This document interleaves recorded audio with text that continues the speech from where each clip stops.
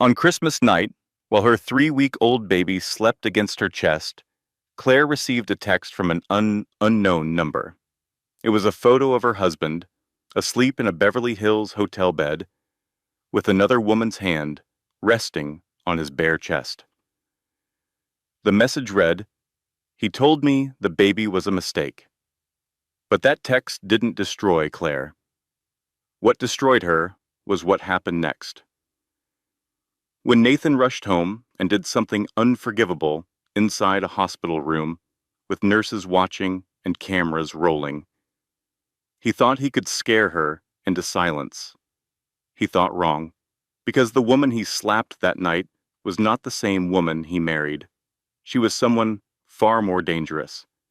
A mother with nothing left to lose and everything left to prove. What Claire did next didn't just end her marriage. It dismantled a man's entire empire, his career, his fortune, his reputation, piece by piece. And she did it all from a tiny apartment in Queens with a cracked kitchen counter and a second-hand piano. Lesson and meaning. This story carries one powerful truth. Choosing yourself when every voice around you says stay small is the bravest thing you will ever do. Your worth was never defined by who stayed or who left. It was always yours. If this story reminded you of your own strength, or someone you know who needs to hear this, leave a comment, share it with them, and hit subscribe so you never miss a story that could change a life. Christmas night, 11:47 in the evening.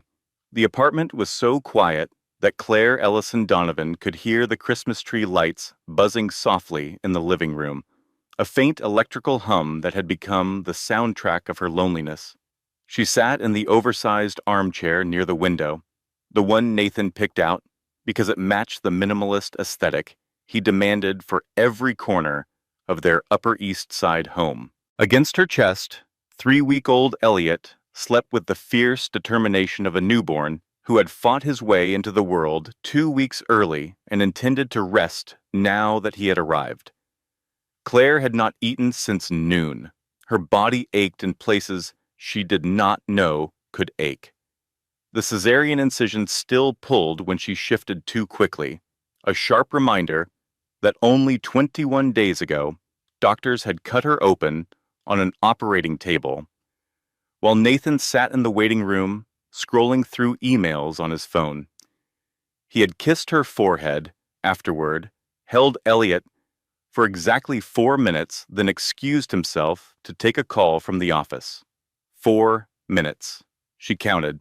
Now it was Christmas night, and Nathan was somewhere in Los Angeles handling what he called an emergency client meeting that could not wait until after the holidays. He had left that morning with a leather suitcase and a quick kiss pressed to the top of Elliot's head. "I will be back on the 26th, he had said, adjusting his coat in the hallway mirror. "Try to rest. You look exhausted." Not, "I am sorry I'm leaving you alone on Christmas." Not, "I wish I could stay." Just the observation that she looked exhausted, delivered in the same tone he used to point out a stain on the carpet.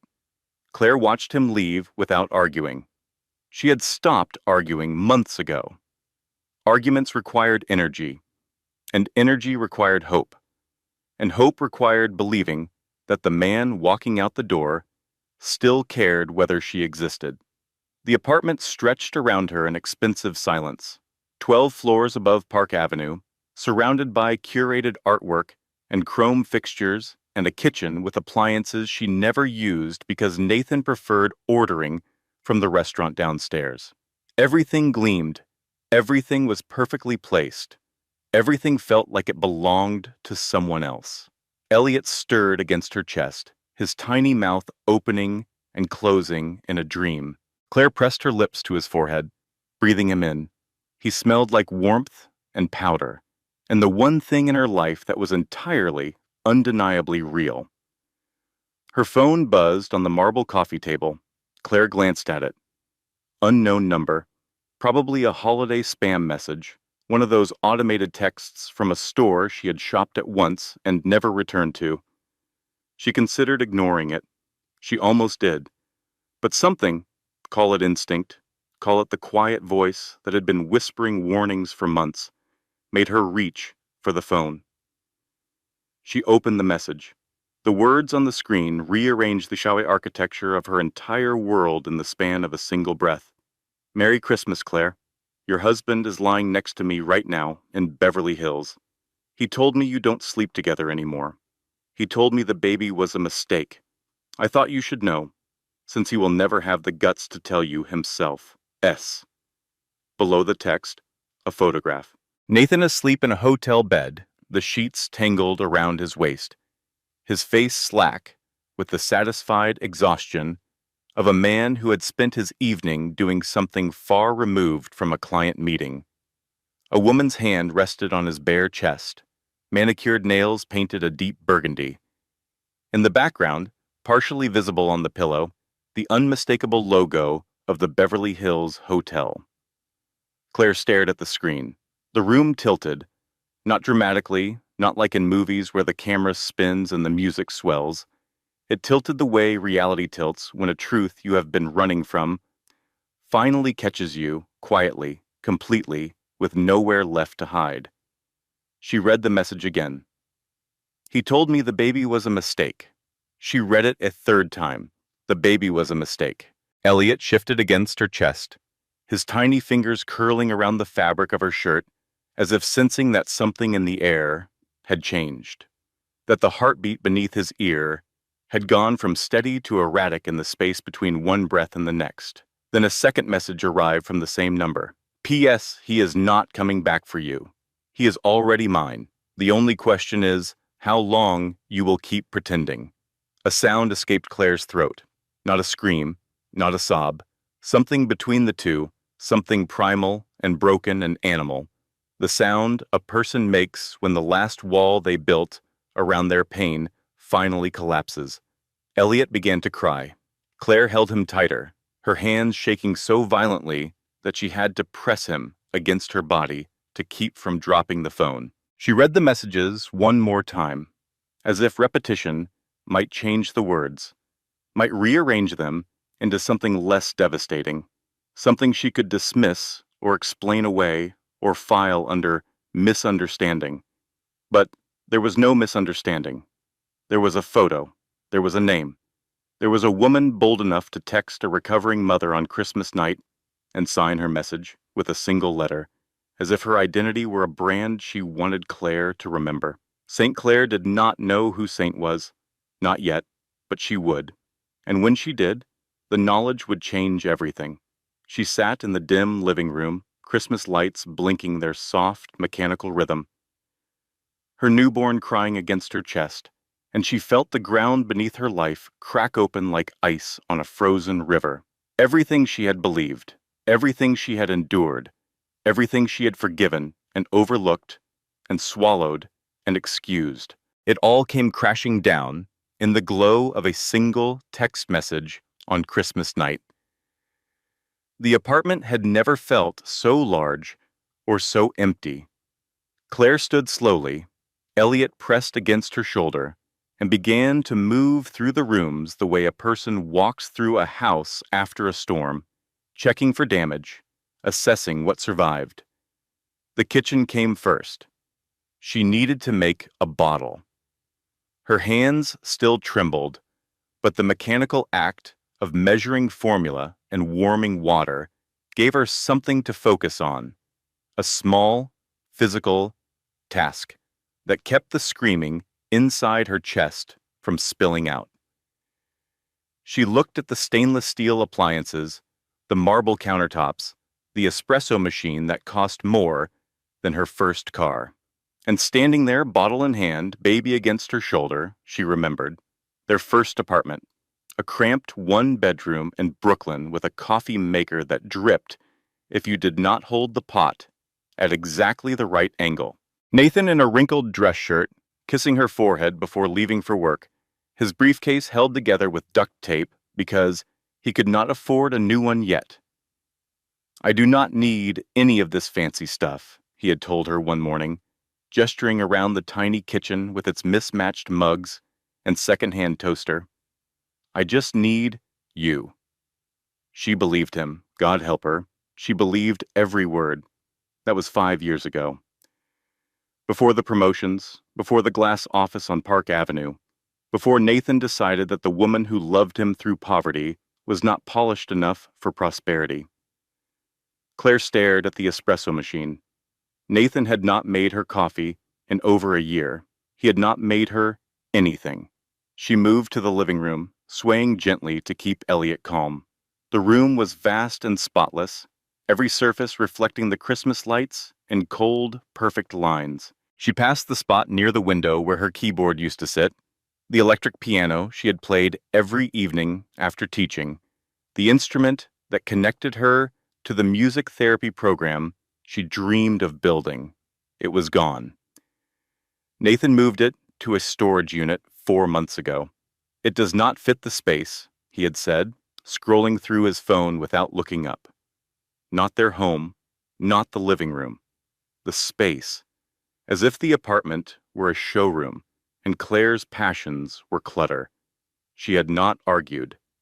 By then, she had already learned that arguing with Nathan was like arguing with a wall that could talk back, a wall that made you feel small and irrational for wanting to hang something on it.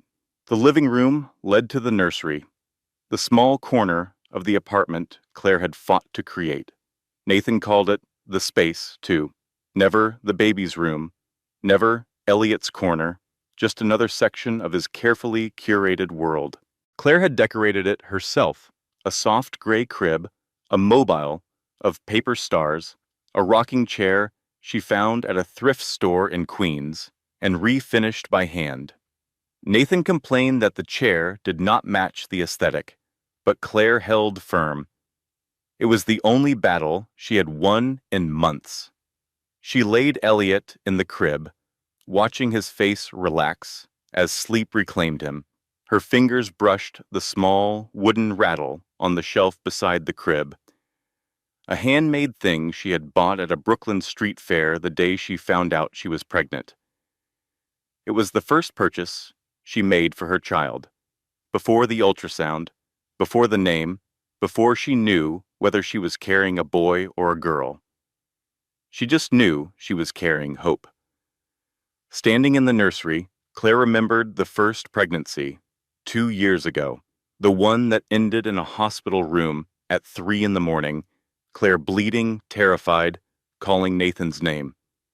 He arrived 4 hours later. 4 hours.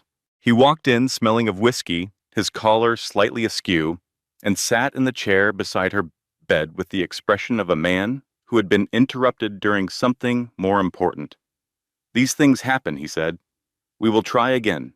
No tears, no hand on her cheek, no, 'I am sorry,' no, 'Are you okay?' Just a sentence designed to close the conversation the way you close a file you no longer need." Claire cried alone in the bathroom that night, while Nathan slept soundly in the recliner, his phone face down on his chest, buzzing with messages he did not want her to see. When she got pregnant again, she let herself hope. She imagined Nathan softening, Nathan talking to her belly, Nathan assembling the crib with his sleeves rolled up, laughing at the instructions. She imagined rediscovering the man she married. Instead, he grew more distant. His phone was always locked. His nights grew later. His excuses grew thinner. And the scent of unfamiliar perfume on his collar, something floral and expensive, and nothing like the vanilla lotion Claire wore, became a regular presence she trained herself not to mention. She told herself it was stress. She told herself pregnancy made her emotional. She told herself that the tightness in her chest every time Nathan left for another dinner was anxiety, not intuition. She told herself lies because the truth was too heavy to carry alone, and she was already carrying so much. Claire left the nursery and paused in the hallway near the front door. Nathan's shoes were lined up on the rack, perfectly aligned, the way he insisted everything in his life be aligned, controlled, ordered, predictable. She looked at those shoes and remembered. 2 weeks ago, the holiday market near Rockefeller Center. Claire had gone alone because Nathan was at yet another meeting, and she wanted to feel something festive, something normal. She wandered through the stalls, 8 months pregnant, buying roasted chestnuts and watching families take photos in front of the enormous tree. That is when she saw them, Nathan and a woman, tall, dark-haired, stunning in a way that made Claire feel like a faded photograph standing next to a billboard. They walked through the crowd side by side, not touching, but close enough that the intimacy between them was unmistakable.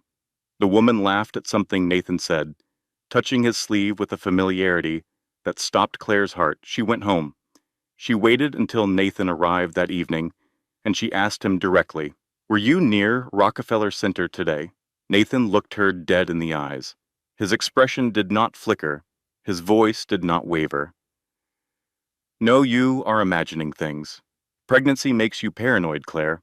Honestly, I am worried about you." He said it with such steady conviction that Claire felt the ground shift beneath her certainty. Was she imagining things? Had she mistaken another man for Nathan? Was her mind playing tricks on her, the way he always said it did? She let it go. She swallowed the doubt and the hurt and the sick feeling in her stomach, and she let it go, because the alternative was accepting that the man she loved had looked her in the eyes and lied without blinking, and she was not ready for that truth. But now, standing in the hallway on Christmas night, with Sienna's text burning on her phone, every gaslit moment came crashing back at once. The locked phone, the late nights, the perfume, the Rockefeller sighting, the calm, controlled lies delivered with the precision of a man who had been practicing deception long before Claire ever suspected it. She was not crazy. She was never crazy. He was just that good at lying. Claire slid down the hallway wall until she was sitting on the cold hardwood floor, her back against the baseboard, her phone in her lap, the Christmas tree casting red and green shadows across her face. She read the texts one more time. "He told me the baby was a mistake. He is already mine. How long will you keep pretending?" Claire closed her eyes, and in the silence of that overpriced apartment, surrounded by everything Nathan had built to impress the world and nothing he had built to love her, she whispered a single word to herself: done. She was done. The decision to be done and the ability to act on it are two very different things, and Claire learned the difference in the space between midnight and dawn. After reading the texts, she sat on the bedroom floor with her back against the bed frame, Elliot sleeping peacefully in the crib, an arm's length away. The phone lay face up on the carpet beside her, Sienna's messages still glowing, the photograph of Nathan in a hotel bed still visible if she tilted her head. She wanted to scream. She wanted to pick up the crystal vase on the nightstand and hurl it against the wall that Nathan had insisted on painting a shade called Metropolitan Gray because it photographed well for his social media. She wanted to call every person she knew and tell them the truth, that Nathan Donovan, the man who smiled at charity events and talked about family values in board meetings, had been lying to everyone for months. But the baby was sleeping, and even in the worst moment of her life, Claire protected her son first. That instinct, fierce and primal and older than language, was the one thing Nathan had never been able to erode. She picked up her phone and called Nathan. It rang 4 times. He declined the call. She called again. This time it went straight to voicemail, that polished recording she had heard 100 times. "You have reached Nathan Donovan. Leave a message, and I will return your call at my earliest convenience." Earliest convenience. Even his voicemail sounded like a contract negotiation. Claire typed a text message. Her fingers were steady now, the shaking replaced by something colder, something still. I know about her. I know about everything. She sent it. The message showed as delivered, then read, then nothing. No response, no typing indicator, no frantic call back. Just silence. The kind of silence that tells you everything about where you rank in someone's priorities. 20 minutes passed. Claire sat in the dark, listening to the refrigerator hum in the kitchen, the radiator tick in the hallway, the soft, rhythmic breathing of her son. And then something inside her shifted. It was not a dramatic epiphany. There was no orchestra swell, no sudden burst of clarity accompanied by a motivational speech playing inside her head. It was quieter than that, deeper, like a bone that had been slowly fracturing for years, finally snapping clean. She was done protecting Nathan from the consequences of his choices.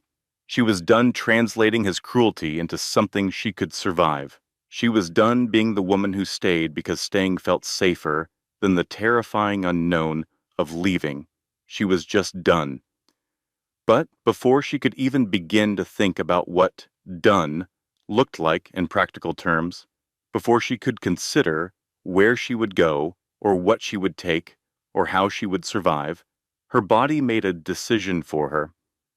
The pain hit without warning, a sharp, tearing sensation across her lower abdomen, right along the line of her cesarean incision.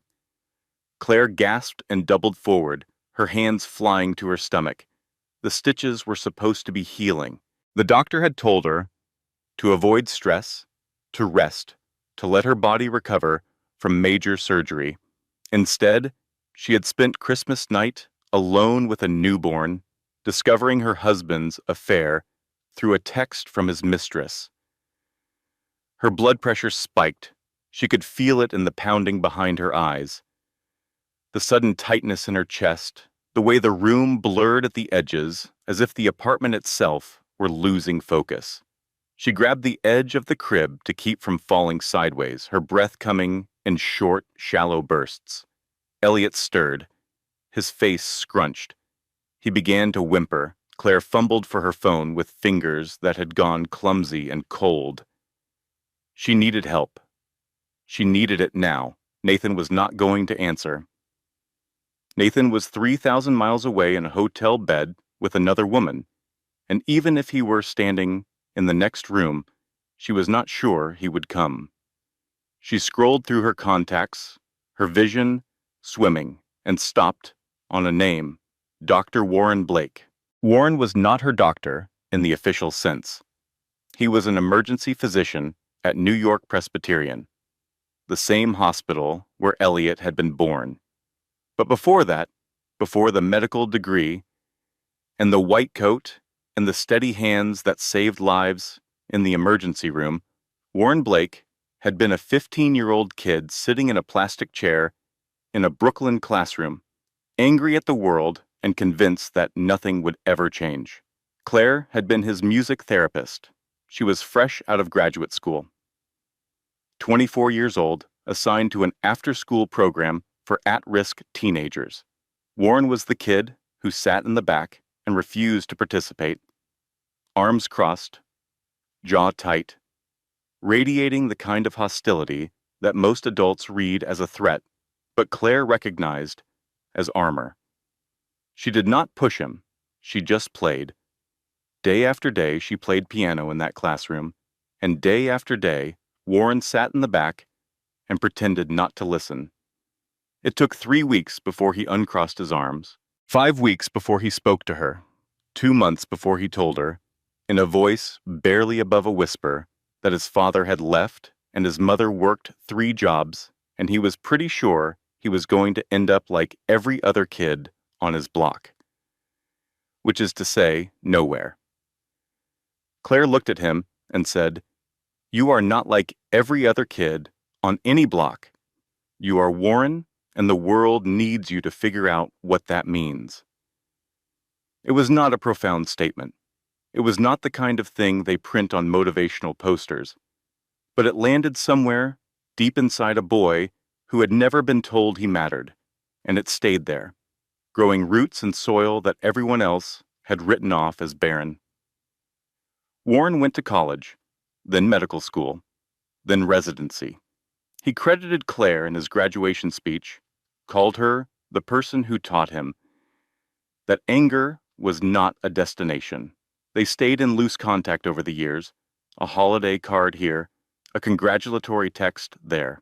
When Claire had Elliot at New York Presbyterian, Warren was the one who checked on her every day, who remembered her favorite tea, who noticed that Nathan visited for exactly 20 minutes each time and spent 15 of those minutes on his phone.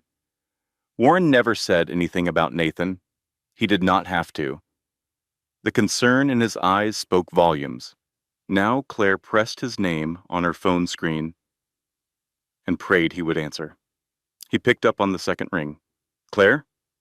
His voice was alert, the kind of alert that comes from years of overnight emergency shifts. "What is happening?" "Something is wrong."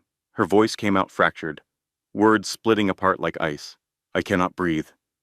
My heart is racing." The incision. "I am alone with the baby." There was a pause of approximately 1 second. She heard the sound of Warren standing up, heard something that might have been a chair scraping across a floor. "I am sending an ambulance to your address right now. Do not move. Keep Elliot close to you. Can you sit upright?" "I think so." "Good. Stay upright. It helps with breathing. I will meet you at the hospital. Claire, listen to me. You are going to be fine. Just stay on the line." She stayed. She pressed the phone to her ear and listened to Warren's steady voice giving her breathing instructions while Elliot cried beside her and the texts from Sienna glowed on the screen like evidence of a crime. The paramedics arrived 12 minutes later. 2 men and a woman, efficient and calm, their uniforms a jarring burst of color against the apartment's muted palette. They checked her vitals, stabilized her blood pressure, and loaded her and Elliot into the ambulance with the practiced gentleness of people who do this 20 times a day but never let it become routine. In the ambulance, under the fluorescent lights, Claire held Elliot against her chest and stared at the ceiling.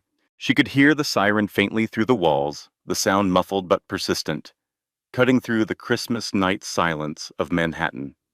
She thought about Nathan and Beverly Hills. She thought about the photo on her phone. She thought about the woman whose hand rested on her husband's chest, with the casual possessiveness of someone who had been there many times before. And she thought about herself, 32 years old, a mother of 21 days, a woman who grew up in foster care, with no family, no inheritance, no safety net, a woman who had built her entire adult life around a man who turned out to be a fiction. The ambulance rocked gently as it turned a corner. Elliot's crying softened to a whimper, then to silence. He fell asleep against her, trusting completely, unaware that the world his mother had constructed for him was collapsing in real time. At the hospital, Warren met her at the entrance. He was still in his scrubs from a shift that had ended 2 hours ago, his face tight with the controlled concern of a physician who knows how to keep his emotions clinical. He did not ask what happened.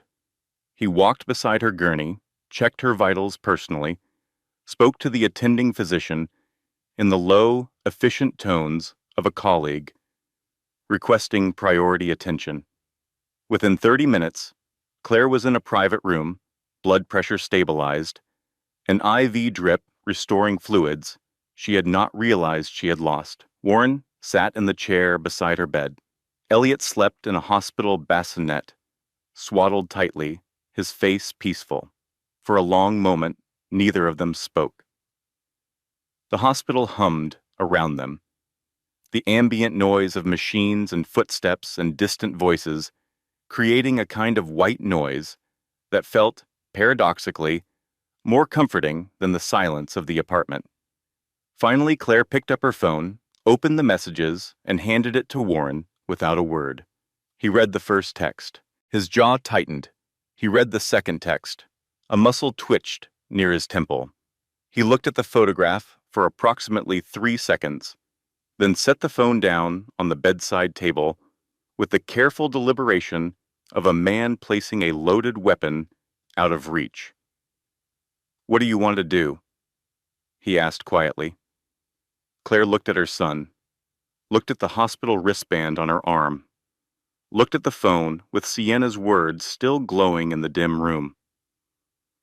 "I want to disappear," she whispered. Warren nodded slowly, not in agreement with her plan, but in acknowledgement of her pain. He understood what she meant. Not vanish, not hide, disappear from the life that was killing her. "Then we will figure that out," he said. "But first, you rest. And Claire?" She looked at him. "You are not alone in this. Whatever you decide, you are not doing it alone." She wanted to believe him. She wanted to believe that someone in this city, in this world, cared enough to show up not because they had to, but because they chose to. But belief was a luxury Claire had run out of hours ago, somewhere between the first text message and the ambulance ride. So she simply closed her eyes and let the exhaustion take her, Elliot's breathing the only lullaby she needed. Outside the hospital window, snow began to fall on Manhattan. Christmas night was ending, and with it, every lie Claire had told herself to survive. Claire did not know that Nathan was already on his way. She did not know that at approximately 2:15 in the morning, 3,000 miles away in a Beverly Hills hotel suite, Nathan Donovan had finally looked at his phone. He had been asleep when the texts arrived. Sienna lay beside him, her dark hair fanned across the pillow, one leg draped possessively over his. The suite smelled like expensive champagne, and the floral perfume Sienna wore, a scent Nathan had come to associate with a version of himself he preferred, the version that attended rooftop parties and closed deals over cocktails and never thought about the woman he left behind in New York. His phone sat on the marble nightstand, face down, the way Sienna liked it. No distractions, she always said, and Nathan always obeyed, because obeying Sienna felt like ambition, while obeying Claire had always felt like obligation. But sometime after 2 in the morning, Nathan woke with the uneasy feeling that people who are not used to having a conscience sometimes mistake for indigestion. He reached for his phone. The screen lit up with notifications. 3 missed calls from Claire. 1 text from Claire. "I know about her. I know about everything." Nathan's blood went cold. Not cold the way you feel when you step outside in winter. Cold the way you feel when you realize a door you thought was locked has been wide open the entire time. He sat up in bed. Sienna stirred beside him, mumbling something without opening her eyes.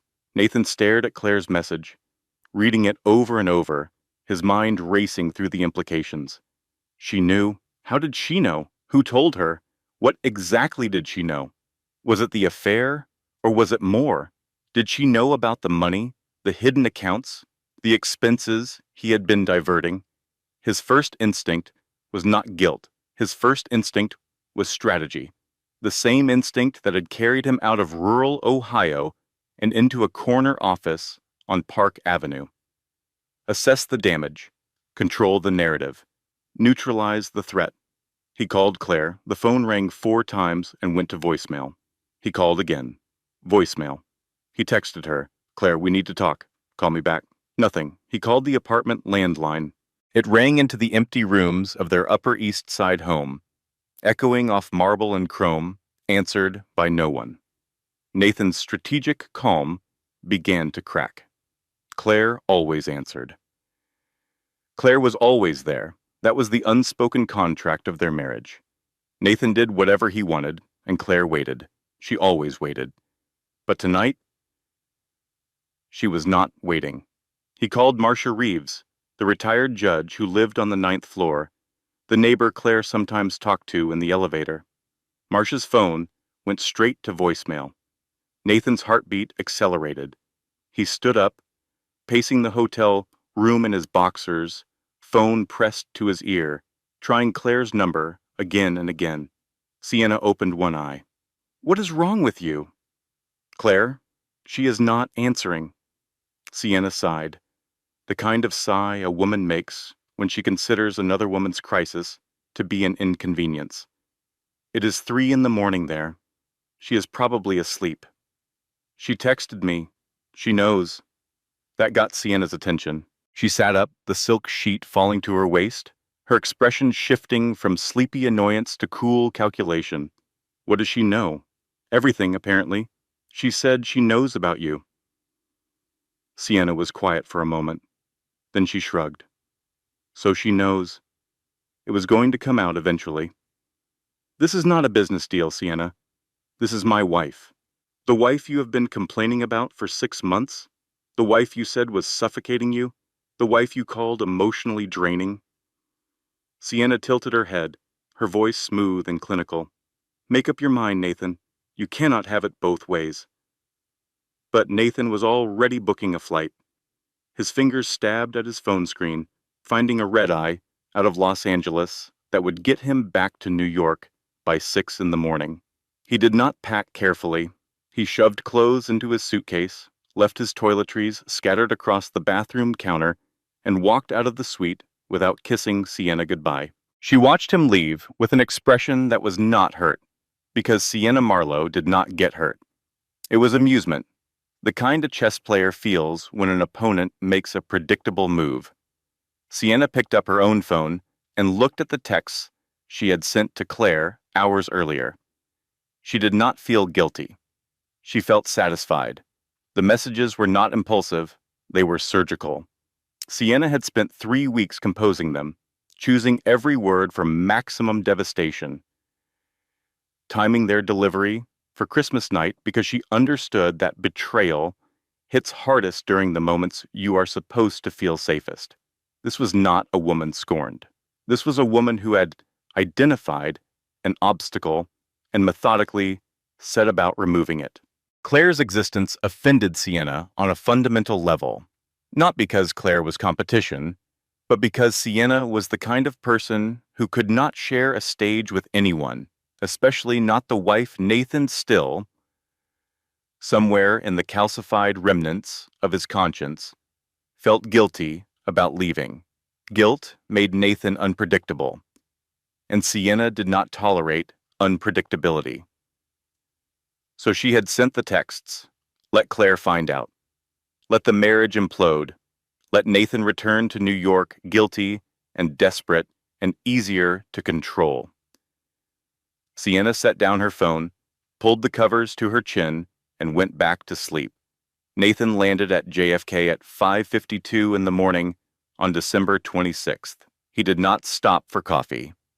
He did not check his luggage at the carousel. He walked straight to the taxi line with his carry-on and gave the driver his address on the Upper East Side with the clipped urgency of a man accustomed to having his demands met immediately. The city was still sleeping off Christmas, streets empty except for early morning joggers and delivery trucks. The sky was gray and heavy, threatening snow but not delivering. Nathan arrived at the apartment building at 6:24. He took the elevator to the 12th floor, his heart pounding with a feeling he did not immediately recognize, because it had been so long since he had experienced it. Fear. Not the productive fear that drives ambition, but the raw, animal fear of a man who senses that the foundation beneath his carefully constructed life has shifted. He unlocked the apartment door and stepped inside. Silence. Total, absolute silence. The Christmas tree lights were still blinking, their cheerful rhythm now grotesque in the empty room. The apartment was cold, as if someone had left a window open, though none were open. It was the cold of absence, the temperature a space drops to when the person who made it warm has left. "Claire!"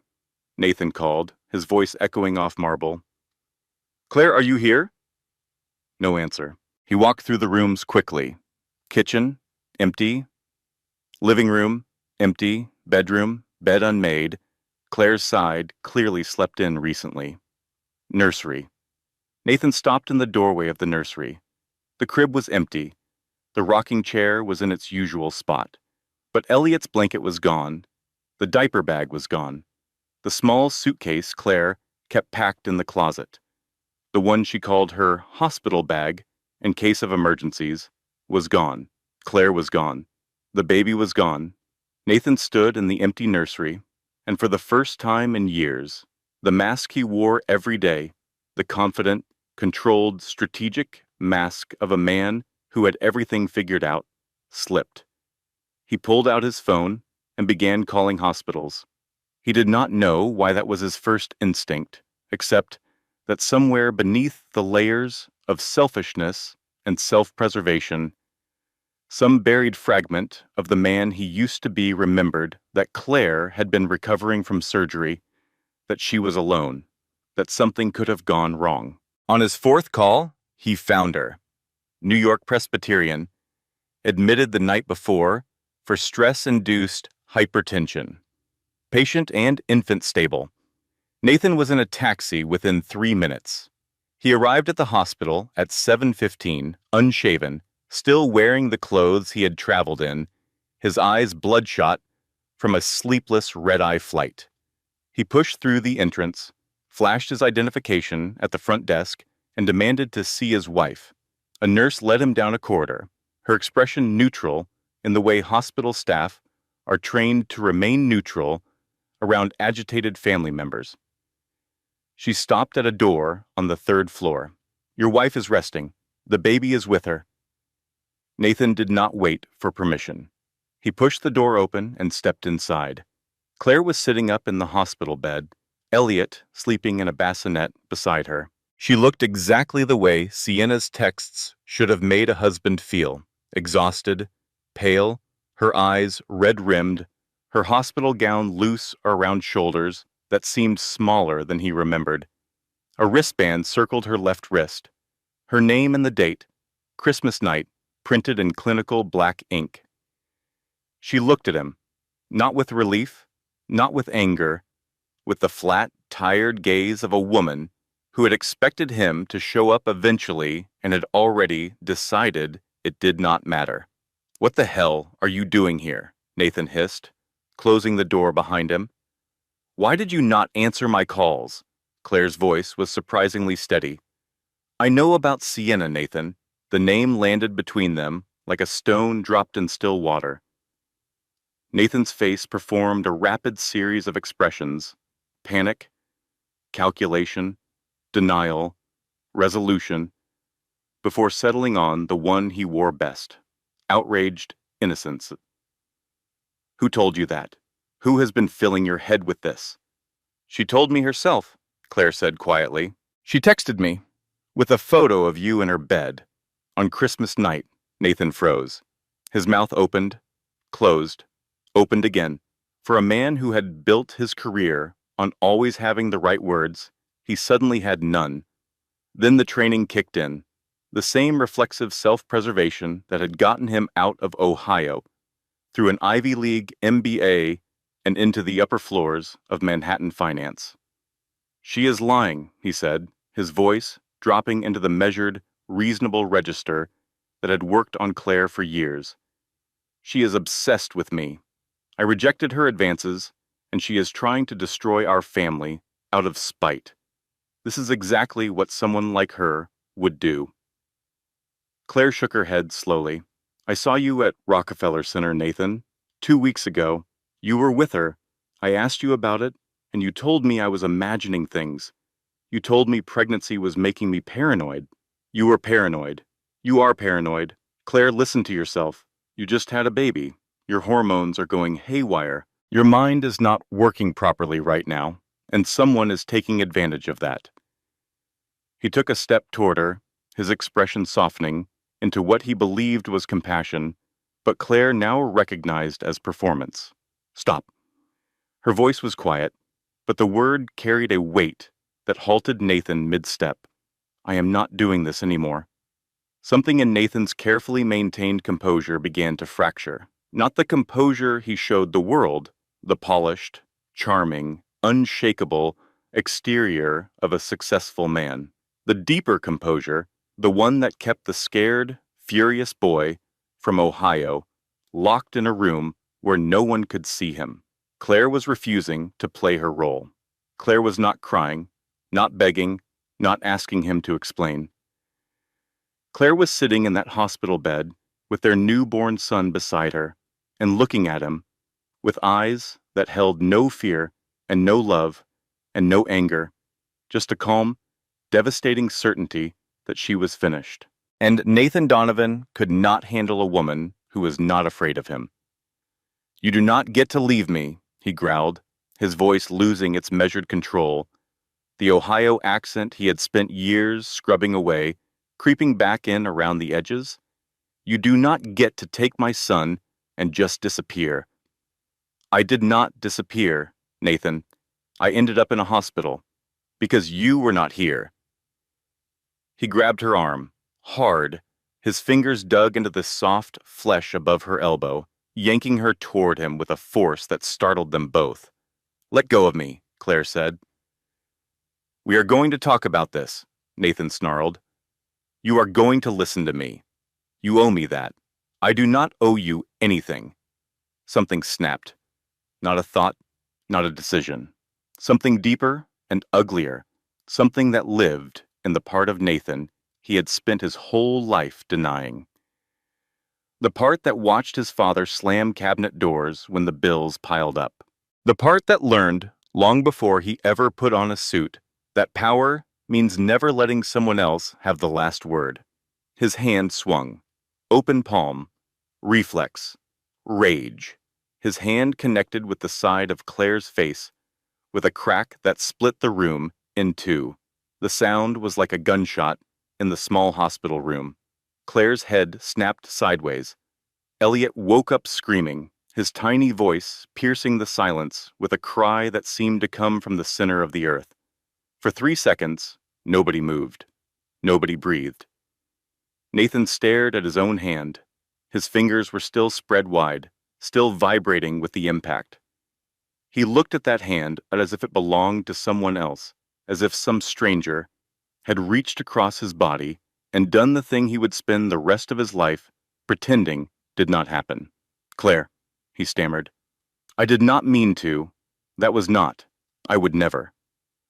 But Claire was not listening. She touched her cheek, feeling the heat radiate outward from the point of impact, and looked up at her husband with an expression that froze the words in his throat. There was no fear in her eyes. There was no hurt. There was no love. There was something far more dangerous. Certainty. "Get out," she said. The door opened. A nurse stood in the doorway, her face rigid with controlled alarm. Behind her, drawn by the commotion, Warren Blake appeared, still in his scrubs, his expression hardening the instant he saw Claire's reddened cheek and Nathan standing over her with his hands shaking. Warren stepped into the room and positioned himself between Nathan and the bed. Not aggressively, not with clenched fists or raised voice. He simply stood there, 6 feet of quiet, immovable presence. A wall that Nathan would have to physically move through to reach Claire again. "You need to leave," Warren said. "Now." "This is none of your business," Nathan spat. "Security is already on the way. You can walk out, or you can be escorted. Choose." Nathan's eyes darted between Warren, Claire, the nurse, the crying baby. The room was closing in on him. The walls he had built, the narrative he controlled, the image he projected, all of it was crumbling in real time, in front of witnesses, in a place with cameras and incident reports and nurses who would document everything. He had hit his wife, in a hospital, in front of their newborn son, in front of a doctor and a nurse who would file a report before the hour was over. Nathan Donovan, the man who never made mistakes, had just made the most catastrophic one of his life. He stumbled backward. Security arrived, 2 large men in dark uniforms, who took Nathan by each arm with the practiced efficiency of people who had removed dangerous family members from hospital rooms before. As they led him down the corridor, Nathan looked over his shoulder one last time. Through the closing door, he caught a glimpse of Claire, sitting upright in the hospital bed. Elliot clutched against her chest, one hand still pressed to her burning cheek. She was not crying. That terrified him more than anything. Claire sat in the silence that followed Nathan's removal. The nurse checked her vitals, gently examined her cheek, and asked whether she wanted to file a report. Claire nodded. The nurse made notes, her pen moving across the form with the grim efficiency of someone who had filled out too many of these in her career. Warren stood near the window, giving Claire space, but not leaving. "I should not have let him in," the nurse said quietly, almost to herself. "I should have asked more questions." "You could not have known," Warren told her. "That is the problem with men like him. They always look like the kind of person you should trust." After the nurse left, Warren pulled the chair closer to Claire's bed and sat down. "The incident report is filed. Security has his name. If he comes back, they will call the police." Claire nodded. She was staring at her hands in her lap. The left one still cradled Elliot. The right one trembled faintly. "He hit me," she said, as if hearing it out loud would make it either more or less real. "Yes. In front of our son." "Yes." "In a hospital." "Yes." Claire exhaled. It was not a sigh. It was the sound of something final being acknowledged. A door closing that would never reopen. "I need to leave, Warren. Not just the hospital. Everything. The apartment, the marriage, all of it. I need to take Elliot and go somewhere he can never find us." Warren was quiet for a moment. Then he leaned forward, his elbows on his knees, his expression the careful blend of concern and respect that separated a good doctor from a great one. "I know someone who can help you with that. But Claire, you need to understand something first. What happened in this room tonight, the assault, the witnesses, the hospital record, that is not just pain. That is evidence. And evidence is power." Claire looked at him. "Power," she repeated, as if the word were a language she had forgotten how to speak. "You are not helpless. I know it feels that way right now, but you have more leverage than you think. You just need the right people in your corner."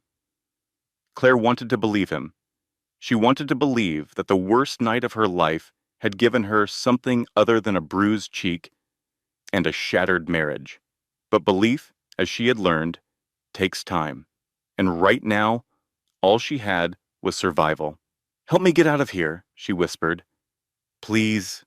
"I will," Warren said. "I promise."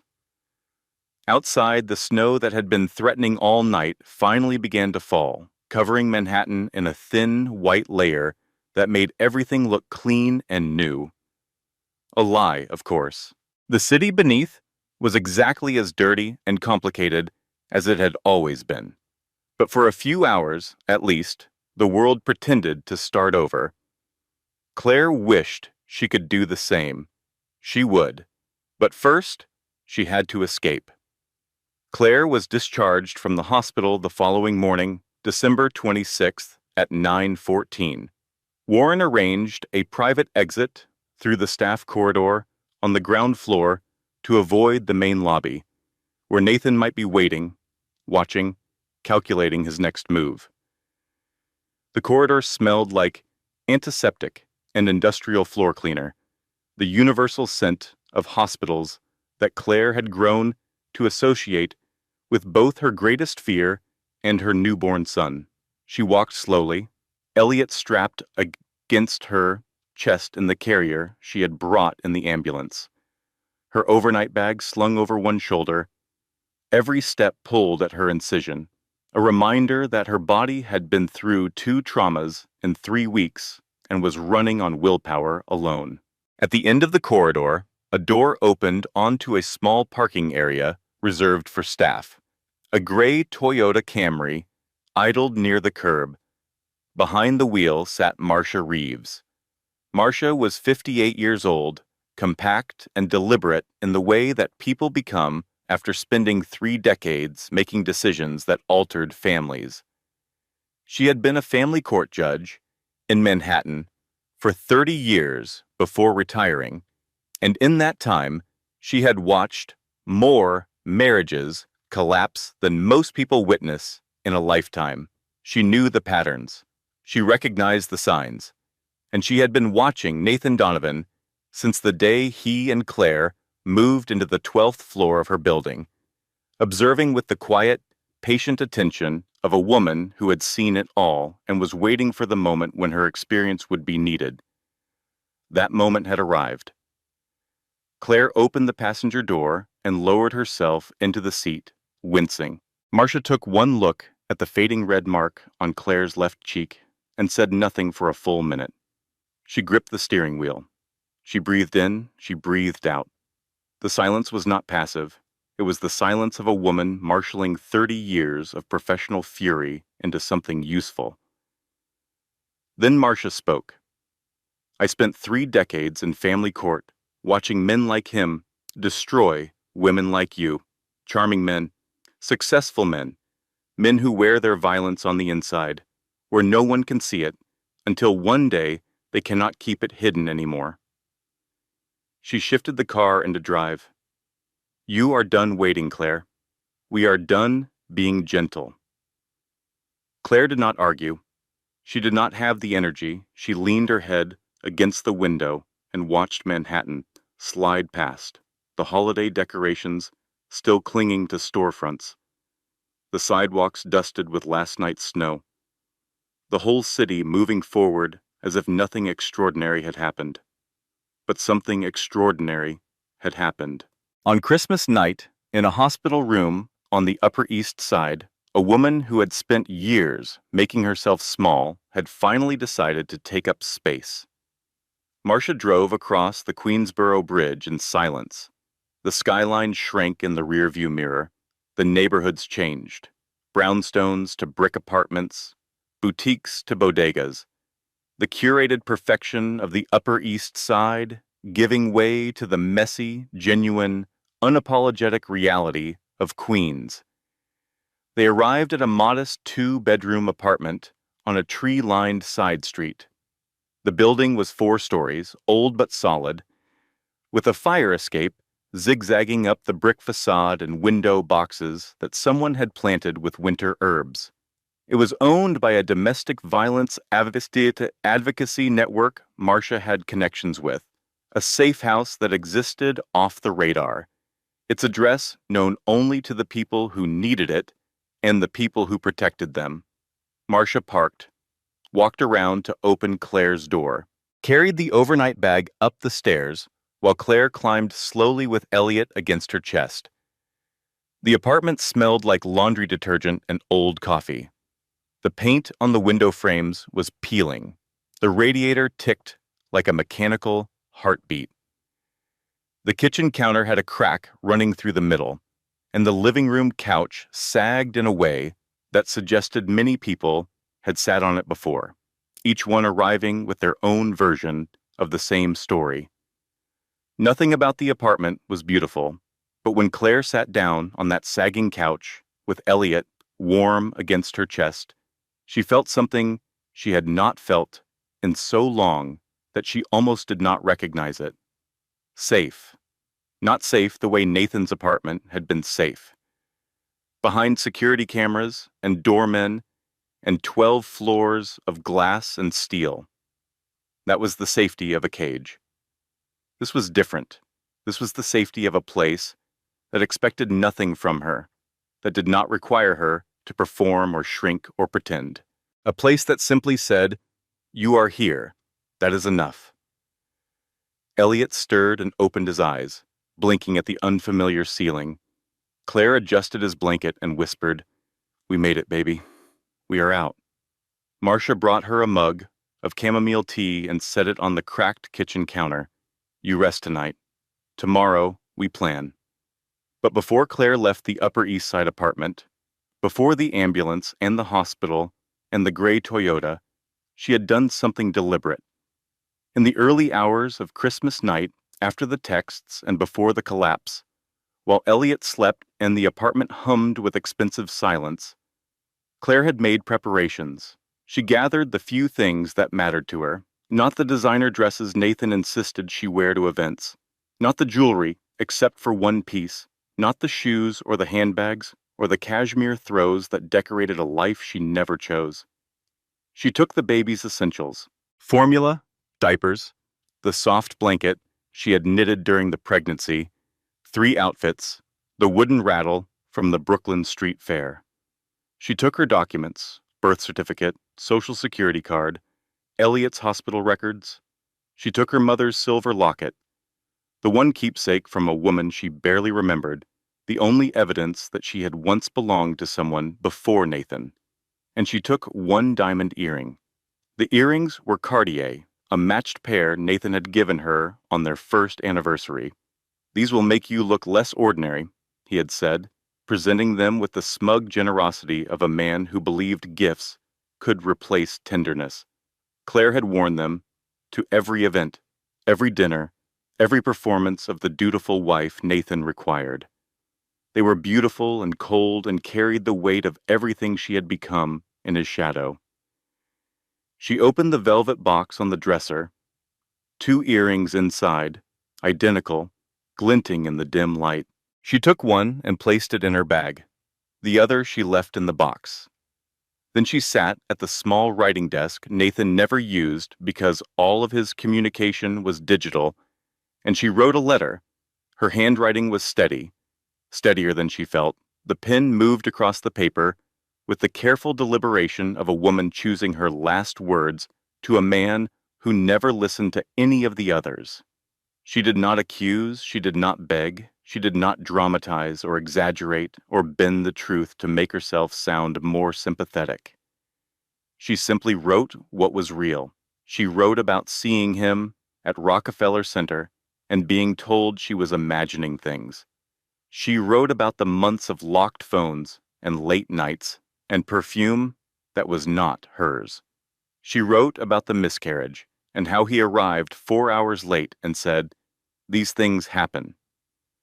She wrote about the keyboard he hid and the dreams he dismissed and the voice he slowly, methodically convinced her she did not have. She wrote about Christmas night, about the texts, about the photo, about calling his phone and hearing it ring and ring and ring into the expensive silence of a Beverly Hills hotel room where he lay next to another woman. And she wrote about Elliot, about the child she had wanted so desperately, the child she had feared she would never have, the child Nathan called a mistake to the woman he was sleeping with. The letter filled 2 pages. The last line was the one she spent the longest composing, because she wanted it to say everything and nothing, to be the kind of sentence that stays in a person's mind long after the paper is folded. "I will not raise our son in a home where his mother is invisible. I hope one day you become the man you pretend to be." She folded the letter, slid it into an envelope, and placed it on the marble coffee table beside the opened Cartier box, with the single remaining earring. Then she removed the hospital wristband from her wrist, the one from the emergency visit earlier that night, the one printed with her name and the date, and she laid it on the floor near the sofa, where Nathan would see it when he walked in. 3 objects: 1 earring, 1 letter, 1 wristband, a matched pair, broken, a truth, finally spoken, a reminder of the night he chose someone else. Claire stood in the hallway of the apartment for the last time. She looked at Nathan's shoes, still lined up perfectly on the rack. She looked at the Christmas tree, still blinking its mechanical cheerfulness into the empty room. She looked at the marble and chrome and glass, all the surfaces Nathan had chosen, because they photographed well, because they projected success, because they made him feel like the man he wanted the world to believe he was. Then she walked out and closed the door behind her, not with a slam, just a quiet click, the sound of a chapter ending. Nathan found the apartment empty at 6:24 on the morning of December 26th. By 7:15, he had located Claire at the hospital. By 7:40, he had been escorted out by security with a red mark on his wife's cheek as evidence of the man he truly was. He returned to the apartment at 8:30, still reeling, still furious, still convinced that this was somehow Claire's fault. He shoved open the door and stood in the living room, breathing hard, his mind racing through contingencies. That is when he noticed. The Christmas tree, still blinking, the apartment, perfectly intact, except for the absence of a woman and a baby. And on the marble coffee table, 3 objects arranged with a precision that made his stomach drop. The Cartier box, open, 1 earring inside. Its match? Gone. The envelope, his name written in Claire's careful handwriting, and on the floor near the sofa, the hospital wristband. Claire's name, Christmas night, emergency department. Nathan picked up the wristband first. His fingers were numb. He read the date. He read the department. He understood, in a rush that nearly buckled his knees, that while he was in Beverly Hills with Sienna, while he was drinking champagne and ignoring calls and choosing comfort over conscience, his wife had been in an emergency room. He had ignored her calls. She was calling from a crisis, and he sent her to voicemail. He opened the letter with hands that trembled for the first time since he was a child. He read it standing up, unable to sit, unable to breathe properly. The words on the page, performing the one task Claire had always done better than anyone. Telling the truth, he read the last line 3 times. I will not raise our son in a home where his mother is invisible. I hope one day you become the man you pretend to be. Nathan set the letter down. He looked around the apartment. The gleaming surfaces, the perfect furniture, the view of Park Avenue through floor-to-ceiling windows. Everything he had fought for, everything he had clawed his way toward since leaving that cramped house in Ohio, all of it was exactly the same. And all of it meant nothing. Because the one person who had loved him without conditions, who had married him when he had nothing and stayed while he acquired everything, who had carried his child and endured his contempt and still, against all logic, hoped he might change, that person was gone. And she had taken the only thing in the apartment that mattered. Nathan stood alone in his beautiful, empty home, and for the first time since he was a boy, he felt the thing he had spent his entire adult life running from. Small. The first 48 hours in Queens were the hardest Claire had ever lived through, and she had lived through quite a lot. She barely slept. Elliot needed feeding every 3 hours, a relentless cycle of hunger and warmth and burping and changing that left no room for the kind of rest her body desperately required. Between feedings, she lay on the sagging couch in the dark, staring at the ceiling, listening to the unfamiliar sounds of a building that was not her own, buses rumbling outside, a dog barking 2 floors down, the radiator performing its rhythmic ticking. She had nothing. The reality of that word settled over her like a physical weight. No money, because Nathan had controlled all of their finances since the first year of marriage, gradually moving her name off accounts and credit cards with the patient.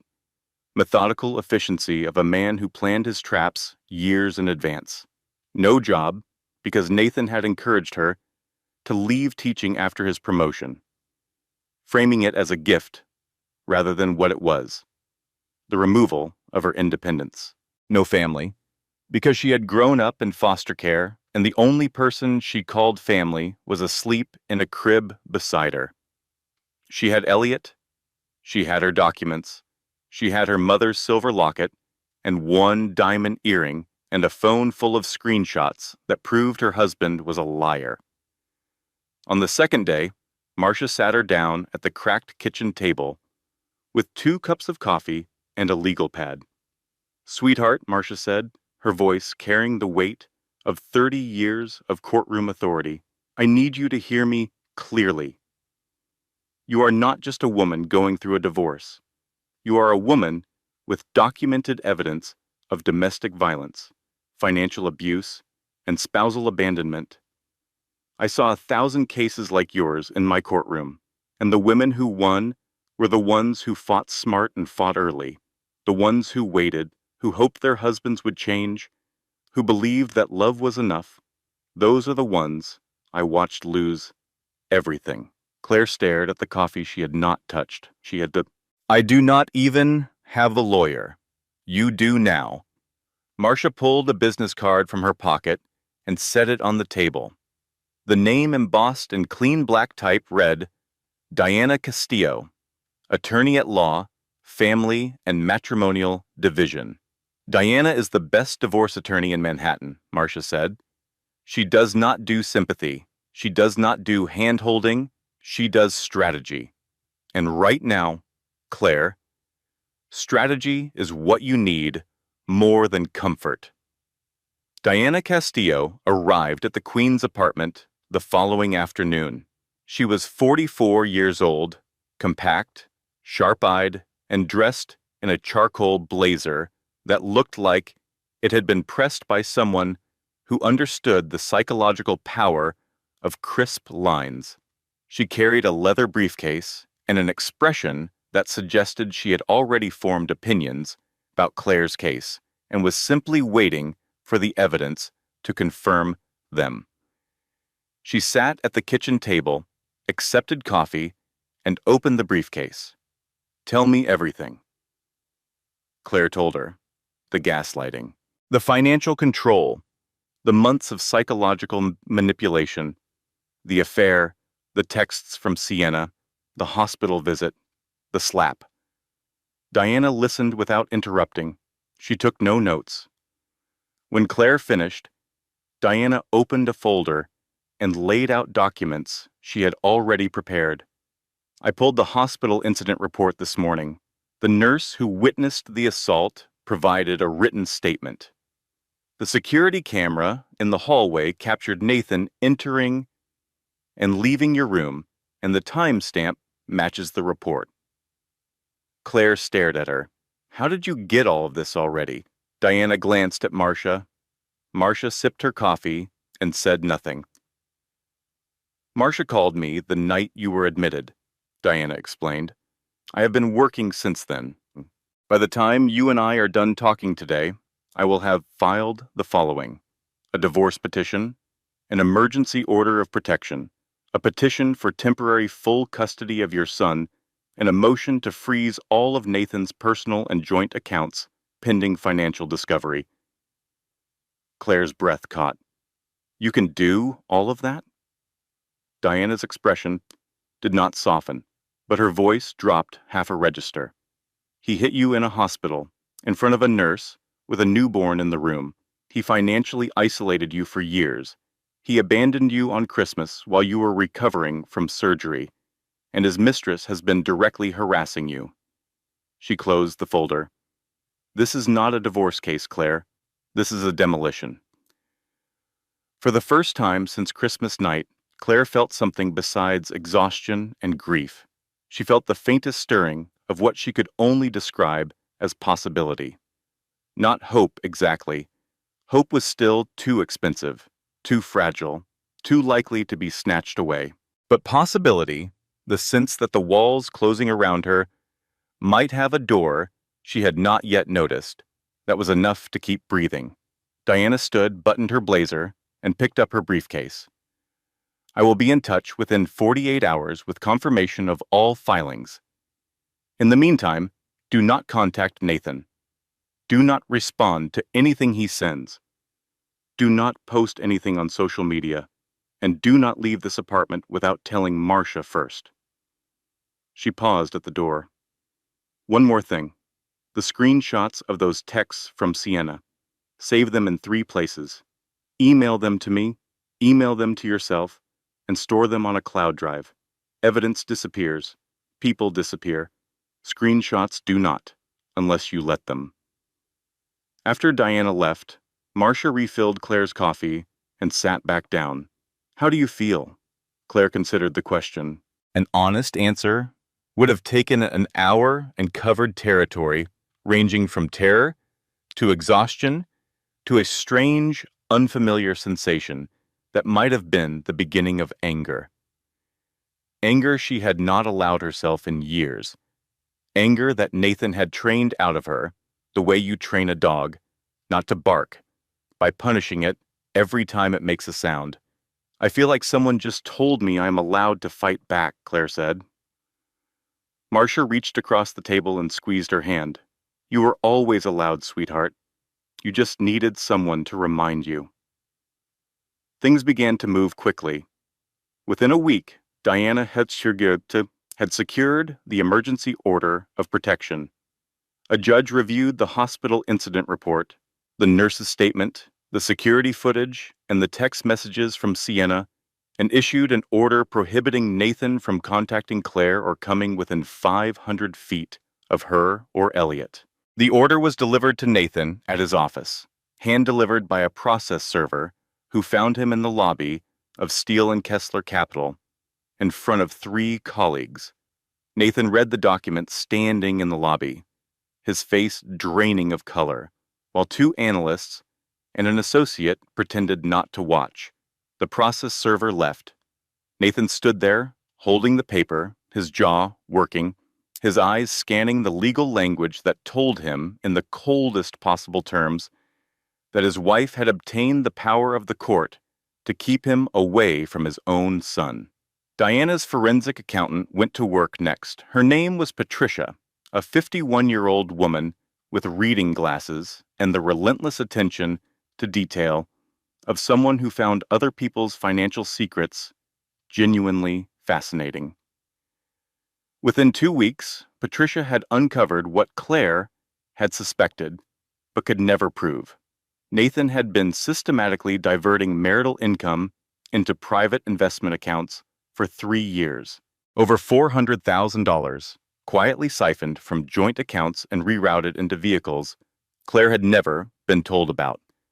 The judge froze everything: Nathan's accounts, his investment portfolio, his access to the shared assets he had been quietly emptying for years. In a single court order, the financial control Nathan had spent years building was stripped away. Diana delivered the news to Claire over the phone. He cannot touch a dime without a judge's approval. The money is locked.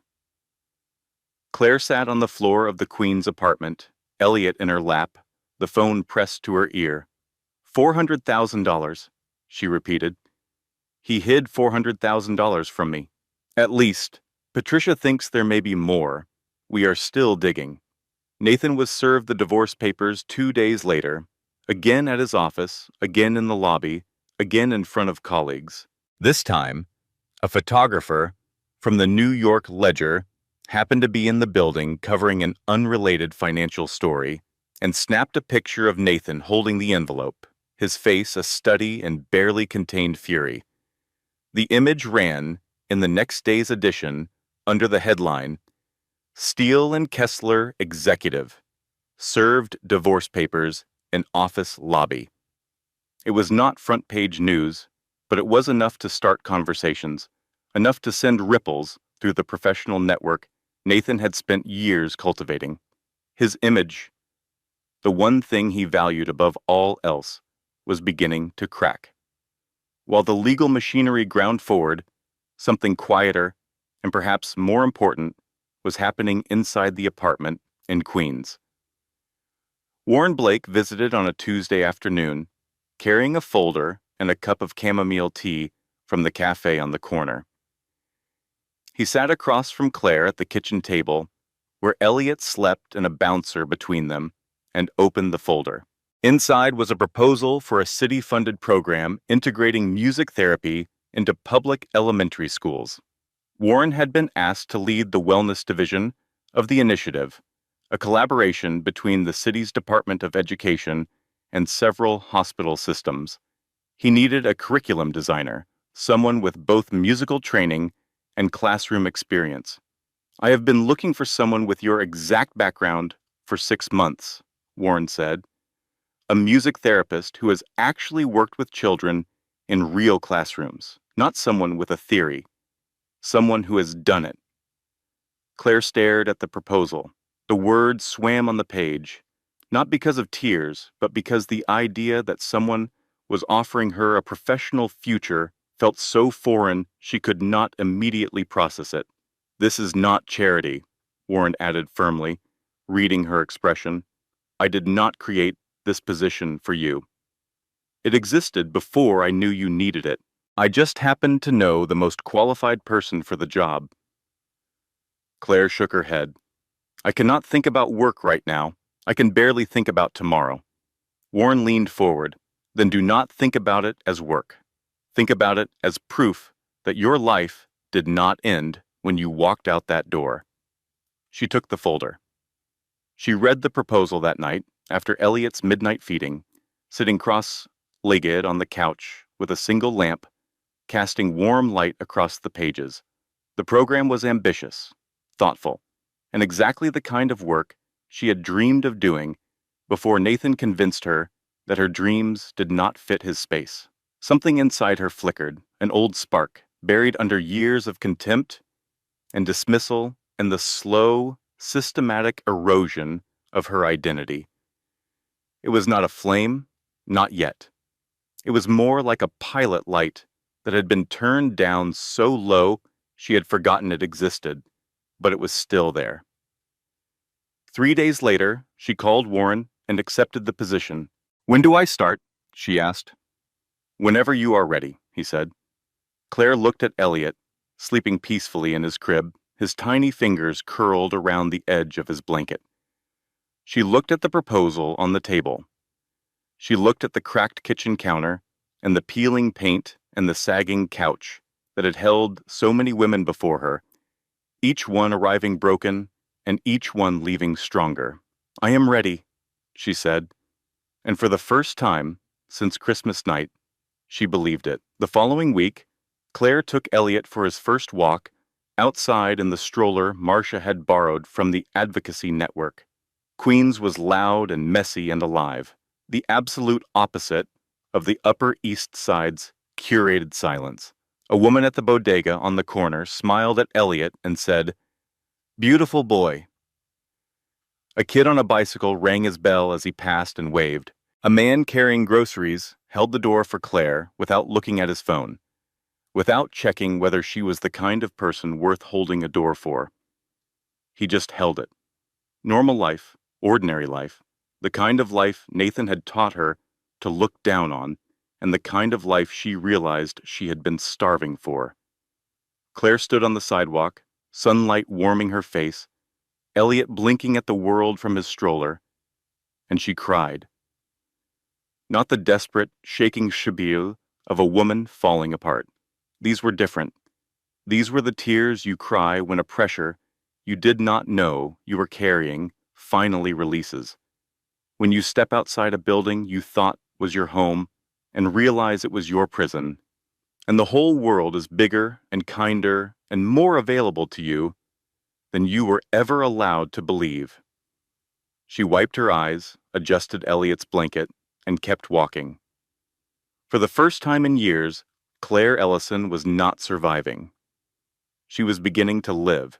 But Nathan Donovan was not finished with her, not by a long distance. And the 3 catastrophes heading her way would test every ounce of the strength she was only beginning to rediscover.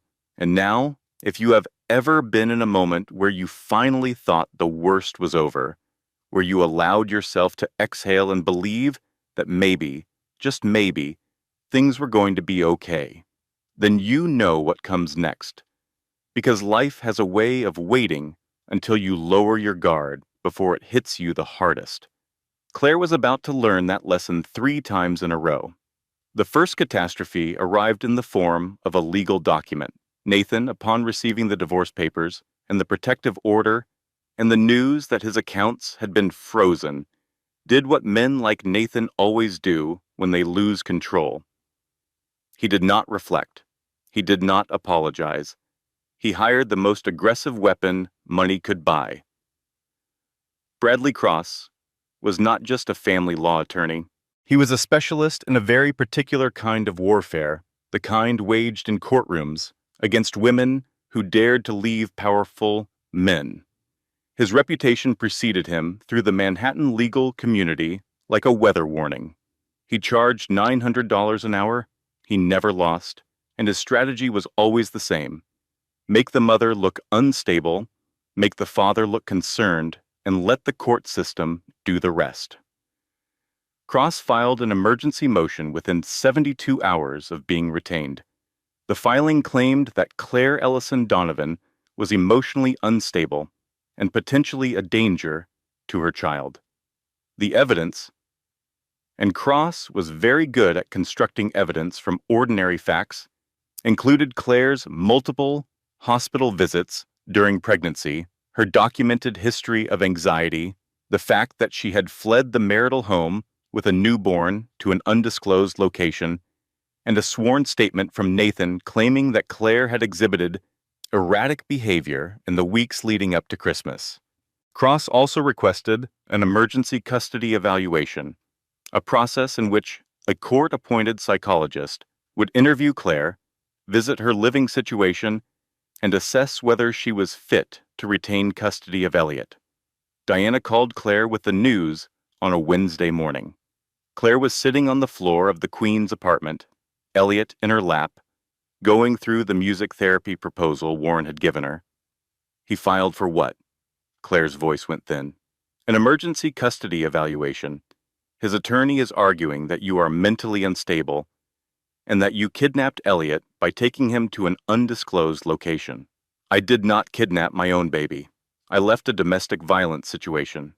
I know that. The judge knows that. But Cross is very good at making reasonable actions look suspicious. We will fight it, and we will win it. But you need to prepare for a psychologist to come to your apartment, interview you, and file a report with the court. Claire hung up. She looked at Elliot, his tiny fingers wrapped around her thumb, holding on with the unconscious trust of a child who has no concept of custody battles or court orders or the terrible things adults do to each other in the name of control. He is trying to take my baby, Claire whispered. The words hung in the air of the small apartment, and for a moment, the safety she had felt within these walls evaporated. The peeling paint and the ticking radiator and the sagging couch were no longer a refuge. They were the setting for a new battle, one she could not afford to lose. The second catastrophe came 2 days later. A knock at the door. Not a friendly knock. Not Marcia's gentle tap or Warren's two-knuckle signal. This was an official knock, the kind made by someone carrying a clipboard and a mandate. Claire opened the door, holding Elliot against her chest. On the other side stood a woman in a navy blazer with an identification badge clipped to her lapel. Department of Children and Family Services. Mrs. Donovan? It is Ellison, Claire Ellison. Ms. Ellison, I am conducting a welfare check following a report filed with our office. May I come in? Claire's blood went cold. A CPS investigation. Someone had called Child Protective Services and reported her. She stepped aside because she had no legal choice and watched as the caseworker moved through the apartment with methodical efficiency. The kitchen, the bathroom, the bedroom, the crib. She checked the refrigerator, noted the formula and baby food. She examined the sleeping area, the temperature of the room, the cleanliness of the surfaces. Claire answered every question truthfully, her voice steady, even as terror screamed behind her ribs. Yes, she was receiving medical care. Yes, Elliot had a pediatrician. Yes, she had a support network. No, she was not using substances. No, she was not being supported by a man. She was starting a new job. She was rebuilding. The caseworker wrote notes. Lots of notes. She did not smile. She did not reassure. She simply observed and documented, the way a scientist examines a specimen, clinical and thorough, and absolutely devoid of warmth. After 45 minutes, the caseworker thanked Claire for her cooperation, said the investigation would be resolved within 10 business days, and left. Claire closed the door. She locked it. She pressed her back against the wood, Elliot squirming against her chest, and she sank to the floor. The sobbing that followed was not the quiet, dignified kind that people nod sympathetically at. It was ugly and loud and total, the kind that makes the whole body tremble, the kind that sounds like something being torn apart from the inside. Marcia found her there 20 minutes later, having come upstairs from the first floor with a bag of groceries. She set the bag down, lowered herself to the floor beside Claire, and held her without saying a word. For a long time, the only sounds in the apartment were Elliot's soft breathing and Claire's gradually slowing sobs. Finally, Marcia spoke, her voice carrying a hardness that Claire had never heard before. A hardness that belonged not to a neighbor, but to a woman who had spent 30 years in a courtroom watching people lie. Someone made that call deliberately. Someone who knew your unlisted address. Someone who wanted to hurt you. Claire did not need to ask who. She already knew. Sienna Marlowe was not content to take Nathan. She wanted to destroy Claire entirely, and filing a false CPS report was exactly the kind of calculated, deniable cruelty that a woman like Sienna specialized in. The third catastrophe struck Warren Blake, and through him struck Claire in a place she had not thought to protect. Sienna had not stopped at the CPS report. She had also contacted a gossip columnist at the New York Ledger, feeding a story designed to discredit both Claire and the one person who had been helping her. The headline appeared on a Tuesday. Donovan wife already shacked up with doctor, affair may have started before separation. The article included a photograph of Warren entering Claire's apartment building in Queens, a photo taken by a professional photographer Sienna had hired to follow him. The angle was deliberately misleading. Shot from below, Warren looking over his shoulder as if checking whether he was being watched. An innocent visit reframed as evidence of guilt. The fallout was immediate and devastating. Warren's hospital opened an internal ethics review. His supervisor called him into an office and asked the question directly. "Were you involved with this patient while providing care?" Warren denied it, truthfully, but truth does not always survive the atmosphere of suspicion. Hospital administrators, like all bureaucrats, care more about liability than justice, and an ethics complaint, even an unfounded one, leaves a stain that does not wash out. Then Rebecca saw the article. Rebecca, Warren's girlfriend of 2 years, the woman he lived with, the woman who had watched him rush out at odd hours and take phone calls he did not explain and come home distracted and emotional for weeks.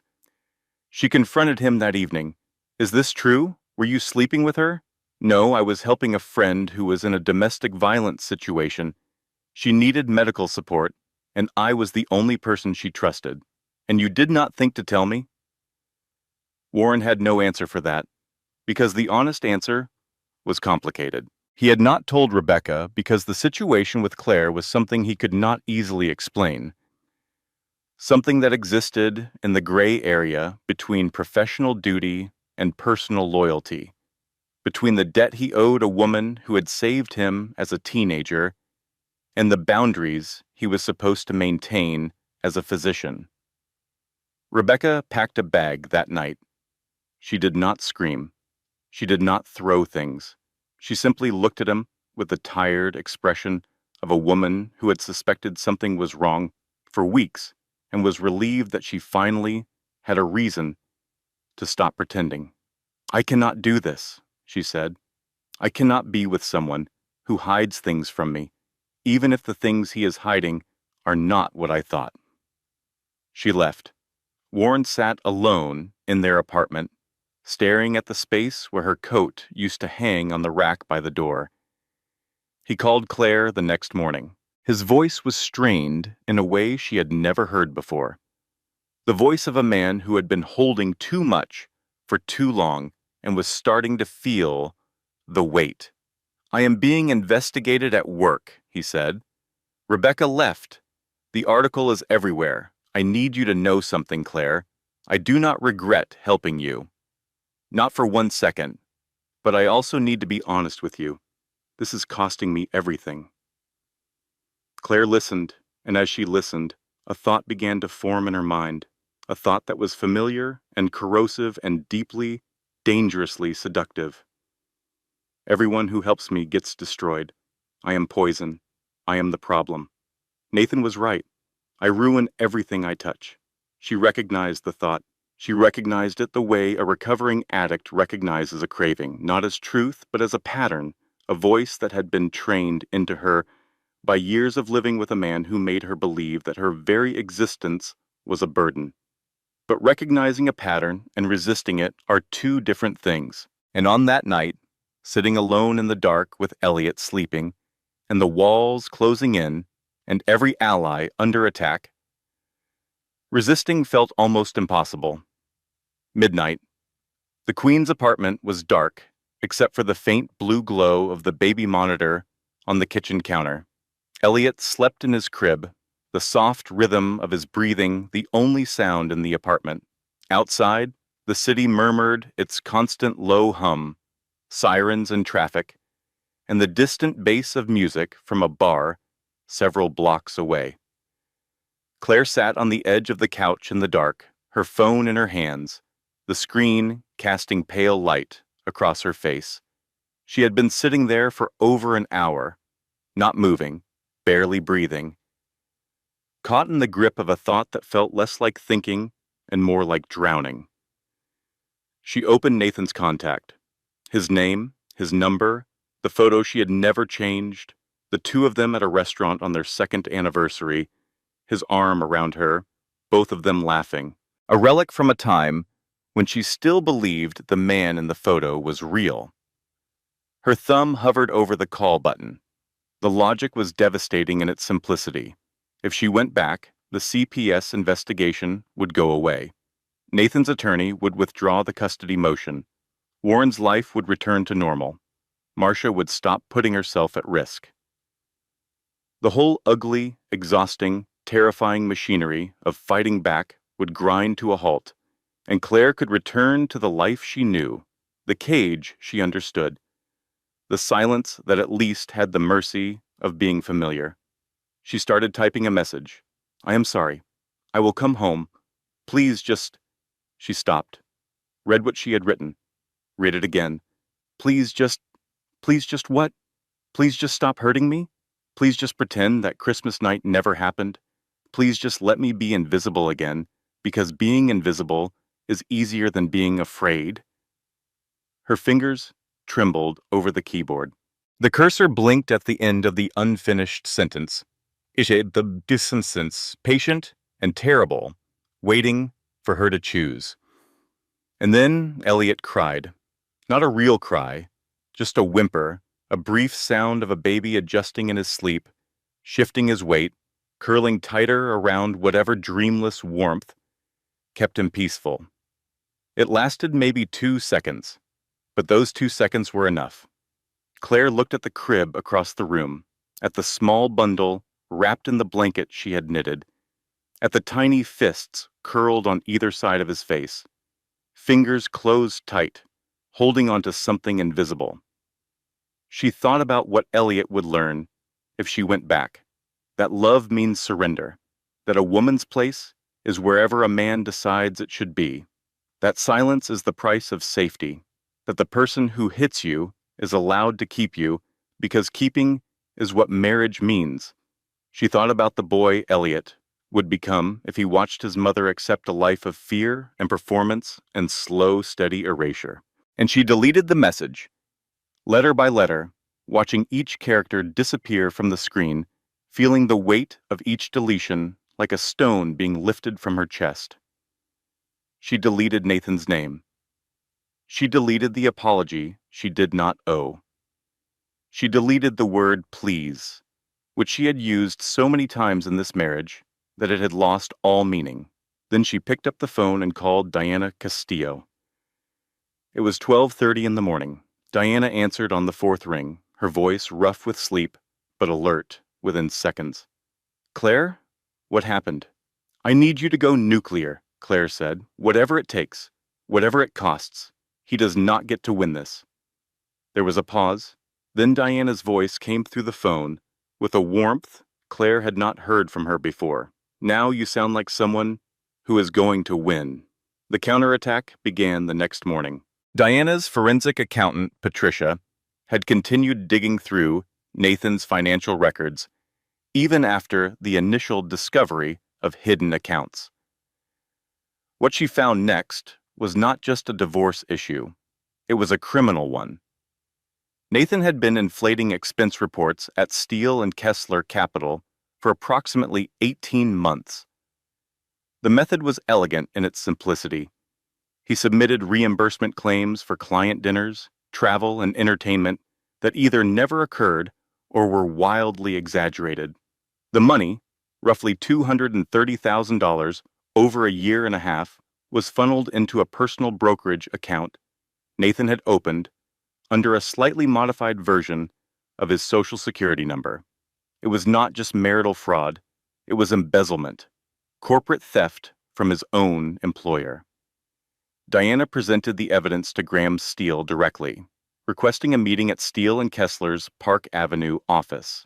She arrived with Patricia and a folder of documentation so thoroughly organized that Graham's own legal team, brought in to verify the findings, confirmed the accuracy within 2 hours. Graham's reaction was not dramatic. He did not raise his voice or slam his fist on the desk. He simply reviewed the evidence with the cold, methodical attention of a man who had built a financial empire on the principle that numbers do not lie. How long? He asked. At least 18 months, Diana replied. Approximately $230,000. Graham closed the folder. His expression did not change, but his voice dropped to the register that anyone who had worked for him for more than a year recognized as dangerous. Thank you, Ms. Castillo. I will handle the corporate side. Marcia moved next. With 30 years of family court connections, Marcia knew exactly how the CPS system worked, its strengths, its vulnerabilities, and the ways it could be manipulated by people with bad intentions.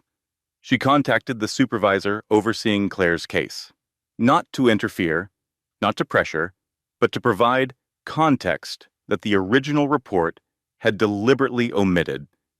She submitted a sworn affidavit documenting Nathan's history of controlling behavior, the hospital assault, the protective order, and the timeline showing that the anonymous CPS report was filed within days of Claire obtaining legal protection. The implication was clear. The report was retaliatory. Someone was using the child welfare system as a weapon against a domestic violence survivor. The CPS supervisor reviewed everything. The investigation was closed within a week. Finding unsubstantiated. No evidence of neglect or danger to the child. Marcia hand-delivered the closure letter to Claire on a Friday afternoon. She placed it on the kitchen table, smoothed it flat, and said 2 words. One wall down. Claire picked up the letter and read it 3 times. Each reading loosened something inside her, a knot of terror she had been carrying since the caseworker's knock on her door. One wall down, she repeated. Several more to go, Marcia said, but we are building momentum. Warren faced his own reckoning. He submitted to the hospital ethics review voluntarily, providing every piece of documentation that supported his account. A complete timeline of his contact with Claire. Proof that she was never his formal patient during the events in question. She had been treated by the emergency department team. Warren had responded as a personal acquaintance, not as her physician.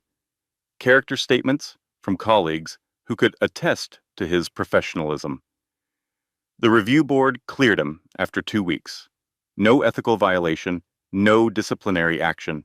But the damage to his personal life was permanent and ongoing. Rebecca did not return. His reputation at the hospital, while officially intact, carried the invisible bruise of having been investigated. Colleagues were polite but distant. The easy camaraderie he had enjoyed in the emergency department was replaced by a careful formality that hurt more than outright hostility would have. Warren did not disappear. He showed up at Claire's next music therapy planning meeting, a Saturday morning session at a borrowed classroom in Queens. He arrived carrying coffee and looking like a man who had not slept well in 2 weeks, which was accurate. Claire saw him walk in and felt a complicated swell of emotions: gratitude, guilt, admiration, and a kind of aching respect for someone who had paid a real price for standing beside her and kept standing anyway. "You did not have to come," she said, "after everything that happened." Warren set the coffee on the table and sat down across from her. He looked tired. His eyes had the slightly unfocused quality of sustained exhaustion, and there was a tension in his jaw that had not been there a month ago. "I told you I would be here," he said. "That has not changed." He did not say it with romance or grand gesture. He said it with the bone-deep stubbornness of a person who had decided something and refused to be moved. And Claire, who had spent years with a man who kept promises the way some people keep expired coupons, barely and only when convenient, recognized the difference. Warren was not helping her because she was a project or a debt he owed. He was helping her because he had chosen to, and he was willing to pay for that choice with his relationship, with his professional standing, with the comfortable life he had built before Claire's crisis pulled him in. "Thank you," she said. The words felt insufficient, but they were the truest ones she had. Warren nodded. "You are welcome. Now, are we going to design this curriculum, or are we going to keep being emotional about it?" Claire almost smiled. Almost. The muscles in her face had nearly forgotten how, but they twitched in the right direction, and that was enough for now. The corner office of Steele and Kessler Capital occupied a position on the 42nd floor that allowed its occupant to look down on most of Manhattan. Graham Steele had sat behind that desk for 23 years, building a firm that managed $14 billion in assets and employed over 400 people. He had survived market crashes, regulatory investigations, and the kind of internal politics that would have destroyed a lesser man. He had never in all those years been stolen from. When Nathan arrived for the meeting, he did not know what was coming. His assistant, a nervous young woman named Jenna, who had been avoiding eye contact with him for days, simply told him that Graham wanted to see him in the corner office at 9 sharp. Nathan dressed carefully that morning, his sharpest charcoal suit, his best tie. He understood on some level that his world was closing in, that the affair, the divorce, the tabloid headlines, and the protective order were converging into a storm he could not outrun. But he believed, with the unshakable confidence of a man who has been getting away with things his whole life, that he could still talk his way through. He walked into the office at 9:03. Graham sat behind the desk. The evidence folder lay open between them. Dates, amounts, account numbers, transfer records, expense reports cross-referenced with hotel and restaurant records that showed no corresponding reservations. Nathan looked at the folder and felt the floor dissolve beneath his feet. "Sit down," Graham said. Nathan sat. "I built this firm on one principle," Graham began, his voice quiet, which was how you knew he was at his most dangerous. "The principle that our word is our value. When a client trusts us with their money, they are trusting our integrity. When I give someone a position in this company, I am trusting theirs." He tapped the folder. "You inflated expense reports for 18 months. You diverted approximately $230,000 of company funds into a personal brokerage account. You used a modified version of your social security number to open that account, which tells me this was not a mistake. It was a plan. Nathan opened his mouth. Graham, I can explain. The numbers are being misrepresented. My expenses were legitimate. The accountant who compiled this report is working for my wife's attorney, and she has every reason to. Nathan? Graham's voice was not loud. It did not need to be. Stop. Nathan stopped. I gave you a career. I gave you a second chance after your personal life became a tabloid headline. I promoted you when other partners wanted you out. And you stole from me. That is not what happened. The board's forensic team confirmed the findings this morning. Independent of your wife's attorney, independent of anyone outside this building, the numbers are accurate. Silence. The kind of silence that fills a room when there is nothing left to say and everyone present knows it. Graham leaned forward. You are terminated. Effective immediately. Our legal team will contact you about restitution. If the board decides to involve prosecutors, and I expect they will, you will hear from them as well. Nathan sat in the chair, paralyzed. The charcoal suit that was supposed to be his armor suddenly felt like a costume, the disguise of a man who had been playing a part so long he forgot it was not real. Graham, please. I have given this company everything. Graham looked at him with an expression that was not anger or disappointment or contempt. It was something worse. It was the expression of a man who has lost respect for someone and knows he will never get it back. No, Nathan. You gave this company a performance, and the show is over. Nathan stood. His legs felt like they belonged to someone else. He walked out of the office without collecting his personal belongings, without saying goodbye to Jenna or his colleagues, or anyone else who had watched his rise and would now watch his fall. He walked through the glass doors of Steele and Kessler Capital for the last time, and Park Avenue stretched ahead of him, the same street he had walked with such hunger and ambition and certainty for years, now feeling like a corridor with no exit. He stood on the sidewalk. The holiday decorations had been taken down. The trees were bare. The sky was the flat, gray color of January in New York, and the cold felt personal, as if the city itself had decided he did not deserve warmth. He called Sienna. She did not answer. He texted her. They fired me. I need to talk. Sienna's reply came 3 hours later. 3 hours during which Nathan sat in his apartment, staring at the walls, waiting for the one person he believed still wanted him. I know. I heard. Also, you should know. I have been seeing someone else for a while. Good luck, Nathan. You are going to need it. Nathan read the message, read it again, set the phone face down on the coffee table, in the same spot where Claire had left the earring and the letter. The woman he had destroyed his marriage for, the woman he had believed chose him above all others, had never chosen him at all. She had used him for access, for status, for the stepping stones his career provided. And now that his career was rubble, she stepped over him without looking back. The symmetry was perfect and devastating. Nathan had used Claire. Sienna had used Nathan. Each of them had treated another human being as a means to an end, and each of them, in turn, had been discarded when they were no longer useful. Nathan sat alone in the apartment, the expensive apartment on the Upper East Side, with its marble and chrome and floor-to-ceiling windows. Everything gleamed, everything was perfectly placed, and everything was empty. He looked at the Cartier box on the coffee table, one earring inside, its twin gone. He looked at the letter, still sitting where Claire had placed it. He read the last line one more time. I will not raise our son in a home where his mother is invisible.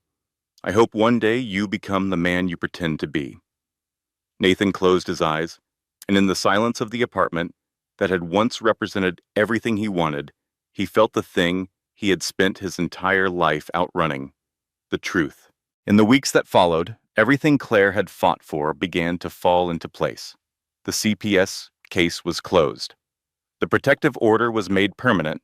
Nathan, now fired, financially exposed, and facing potential criminal charges for embezzlement, was in no position to sustain a custody battle. Bradley Cross, his expensive attorney, withdrew from the case when Nathan could no longer pay his fees. Diana negotiated the divorce settlement with the efficiency of a surgeon. Claire received the old Brooklyn apartment, the one from their first years together, not the Upper East Side penthouse she wanted nothing of. She received full custody of Elliot, monthly child support, and alimony. She did not receive an apology. She did not expect one. Claire officially accepted the creative director position for the music therapy program and began building the curriculum from Marcia's kitchen table, Elliot and a bouncer beside her, research papers and children's songbooks spread across every available surface. One afternoon, alone in the apartment, she sat down at a small electronic keyboard that Warren had found secondhand and placed in the living room without asking. She had not played piano in over a year. Her fingers hovered over the keys, hesitant. Then she played. Not a performance, not a recital piece, just music, flowing out of her fingers with the natural ease of a language she had never actually forgotten, only been forbidden from speaking. The notes filled the small apartment, drifting down the hallway, seeping through the walls. Marcia, who had been walking past Claire's door on her way downstairs, stopped. She stood in the hallway, eyes closed, and listened. A slow smile spread across her face. Claire played for 20 minutes. When she stopped, her eyes were wet, but her hands were steady. She was coming back. Nathan Donovan was not finished. That was the truth Claire should have expected, but allowed herself, briefly, dangerously, to forget. After losing his job, his mistress, and his financial standing in the span of 2 weeks, Nathan spiraled. The apartment on the Upper East Side, which he could no longer afford, became a tomb of takeout containers and empty bourbon bottles. He stopped shaving. He stopped returning calls from his remaining acquaintances. He stopped caring about the image he had spent his entire adult life constructing, because the image was gone and there was nothing underneath it. All that remained was rage, and rage in a man who has lost everything except his sense of entitlement is the most dangerous fuel there is. He hired a private investigator, not one of the expensive, discreet ones his former colleagues used for corporate matters. A cheap one, the kind who works out of a cluttered office above a dry cleaner and asks no questions about why a man subject to a protective order wants to find the woman he is legally prohibited from contacting. The investigator tracked Marcia's gray Toyota, followed it to Queens, noted the address. It took less than a week. The evening it happened, Claire was alone. Marcia had gone to the grocery store. Warren was at the hospital, covering a colleague's overnight shift. Elliot was in his crib, drowsy after a feeding, his small body heavy with the contentment of a baby who had been warm and full and held by someone who loved him. Claire was in the kitchen, washing the few dishes that had accumulated during the day, listening to a podcast about early childhood development, and occasionally humming along to the music that played between segments. The knock came at 7:32.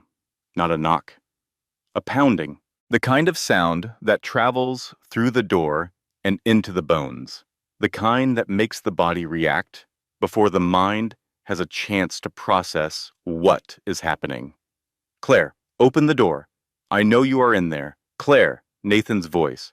But not the version of Nathan's voice she had known for 5 years, not the polished, controlled instrument he used to charm clients and dismiss his wife.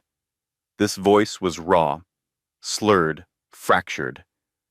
The voice of a man who had been drinking for hours and was running on the fumes of a fury he could no longer contain. Claire's body went cold. Her hands, still wet from the sink, began to shake. She turned off the water, set the dish down silently, looked toward Elliot's crib. He had startled at the noise, his eyes wide, but he had not yet begun to cry. "I just want to talk," Nathan shouted through the door.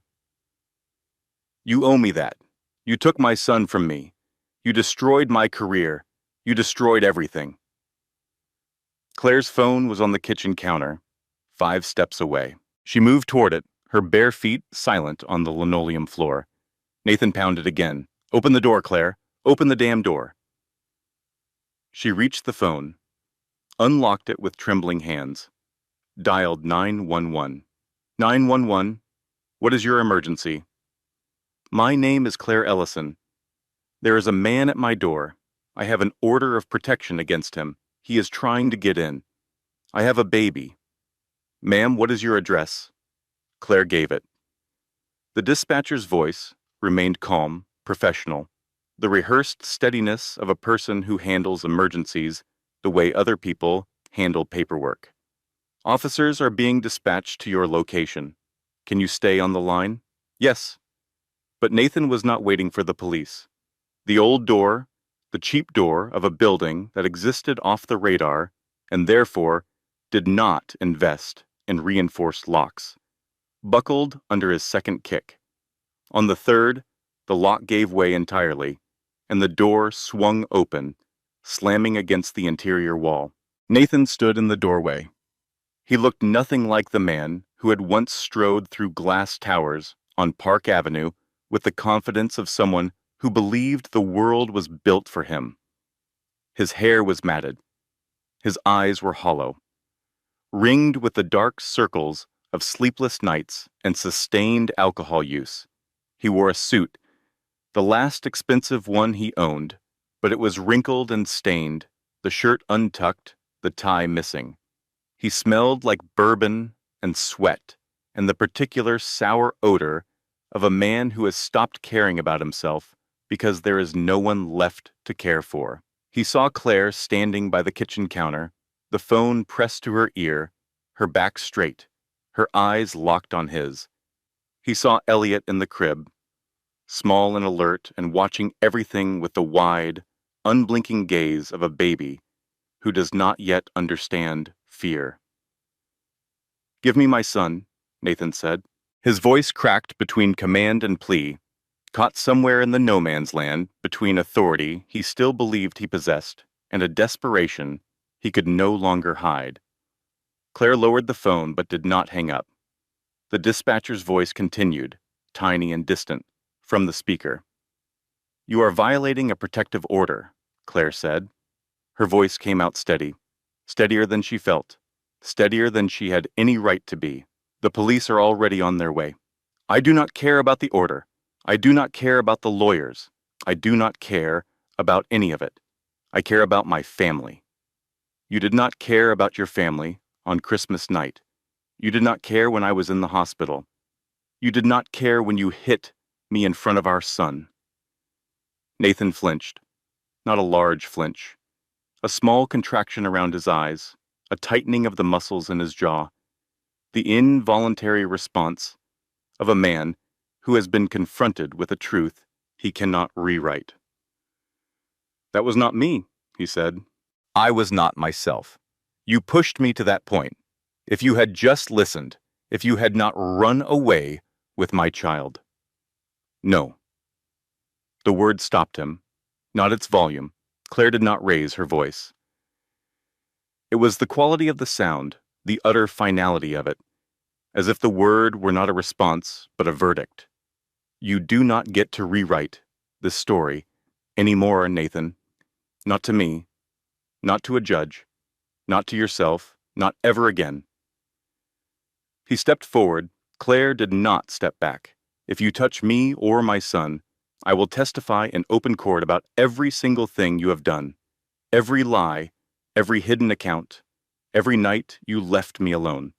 The slap in the hospital, the affair, The woman you told that our baby was a mistake? All of it. Your name will be in every paper in this city, not as the man who lost his wife, as the man who deserved to lose her." Nathan stopped moving, not because of the threat, although the threat was real and specific and devastating. He stopped because of her eyes. There was no fear in them. He looked for it the way he always looked for it, because fear was the currency he had traded in for years, the subtle power that kept Claire compliant and invisible and small. But the fear was gone, replaced by something he did not recognize, something steady and quiet and absolutely immovable.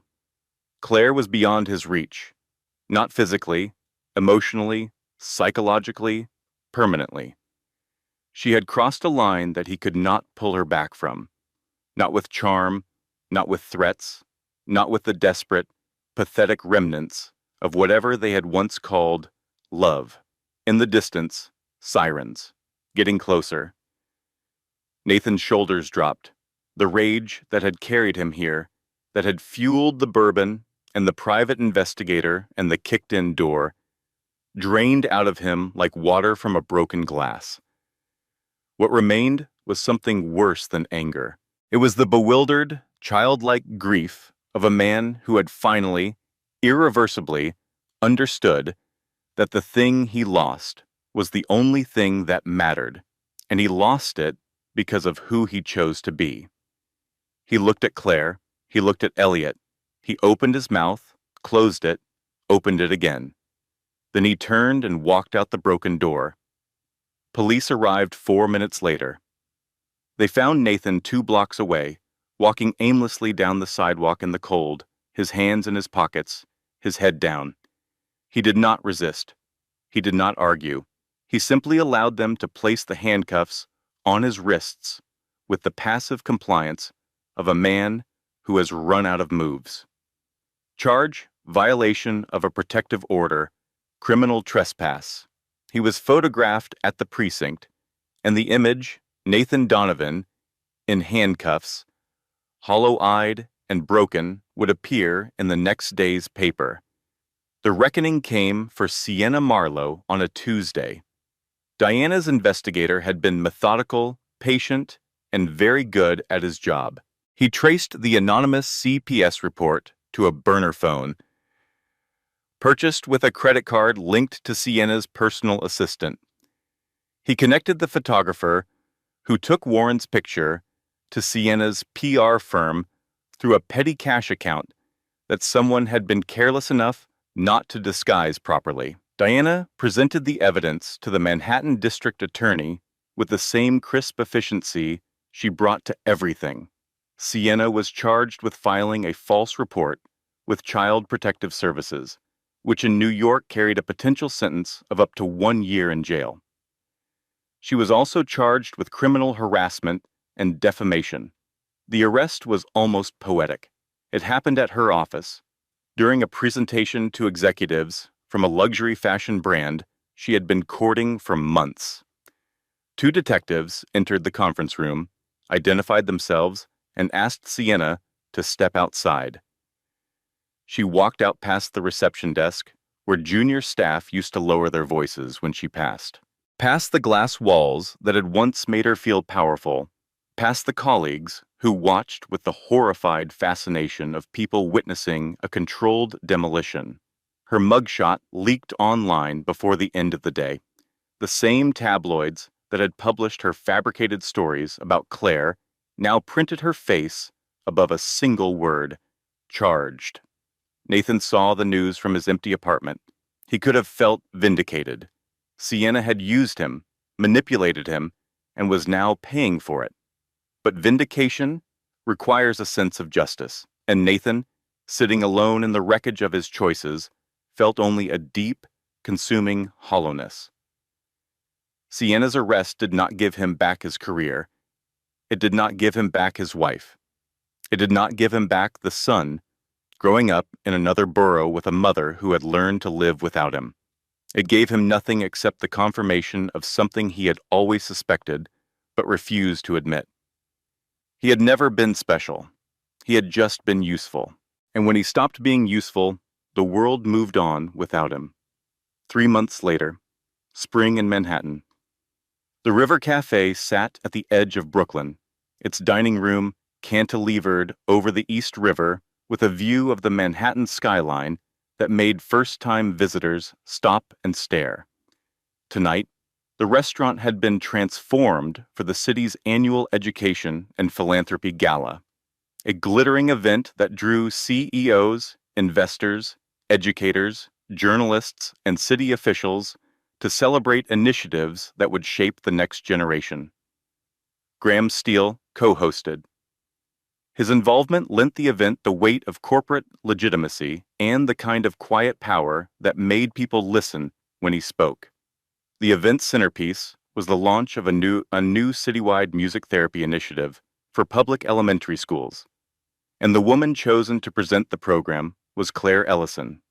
She entered through the main doors, not a side entrance, not a service corridor. The main doors, where photographers stood and guests lingered, and the whole world could see her walk in. She wore a simple navy dress, bought with money from her first paycheck as creative director. Not designer, not borrowed. Hers. On her ears, she wore earrings that a local jeweler in Queens had fashioned from the silver of her mother's locket, the one keepsake from the woman who gave her life and then disappeared from it. Small, delicate drops of silver that caught the light and held it gently. She had chosen these over diamonds. She had chosen memory over luxury. Graham introduced the initiative from the podium, his voice carrying the authority of a man who had shaped markets and was now turning his attention to classrooms. Then he introduced Claire.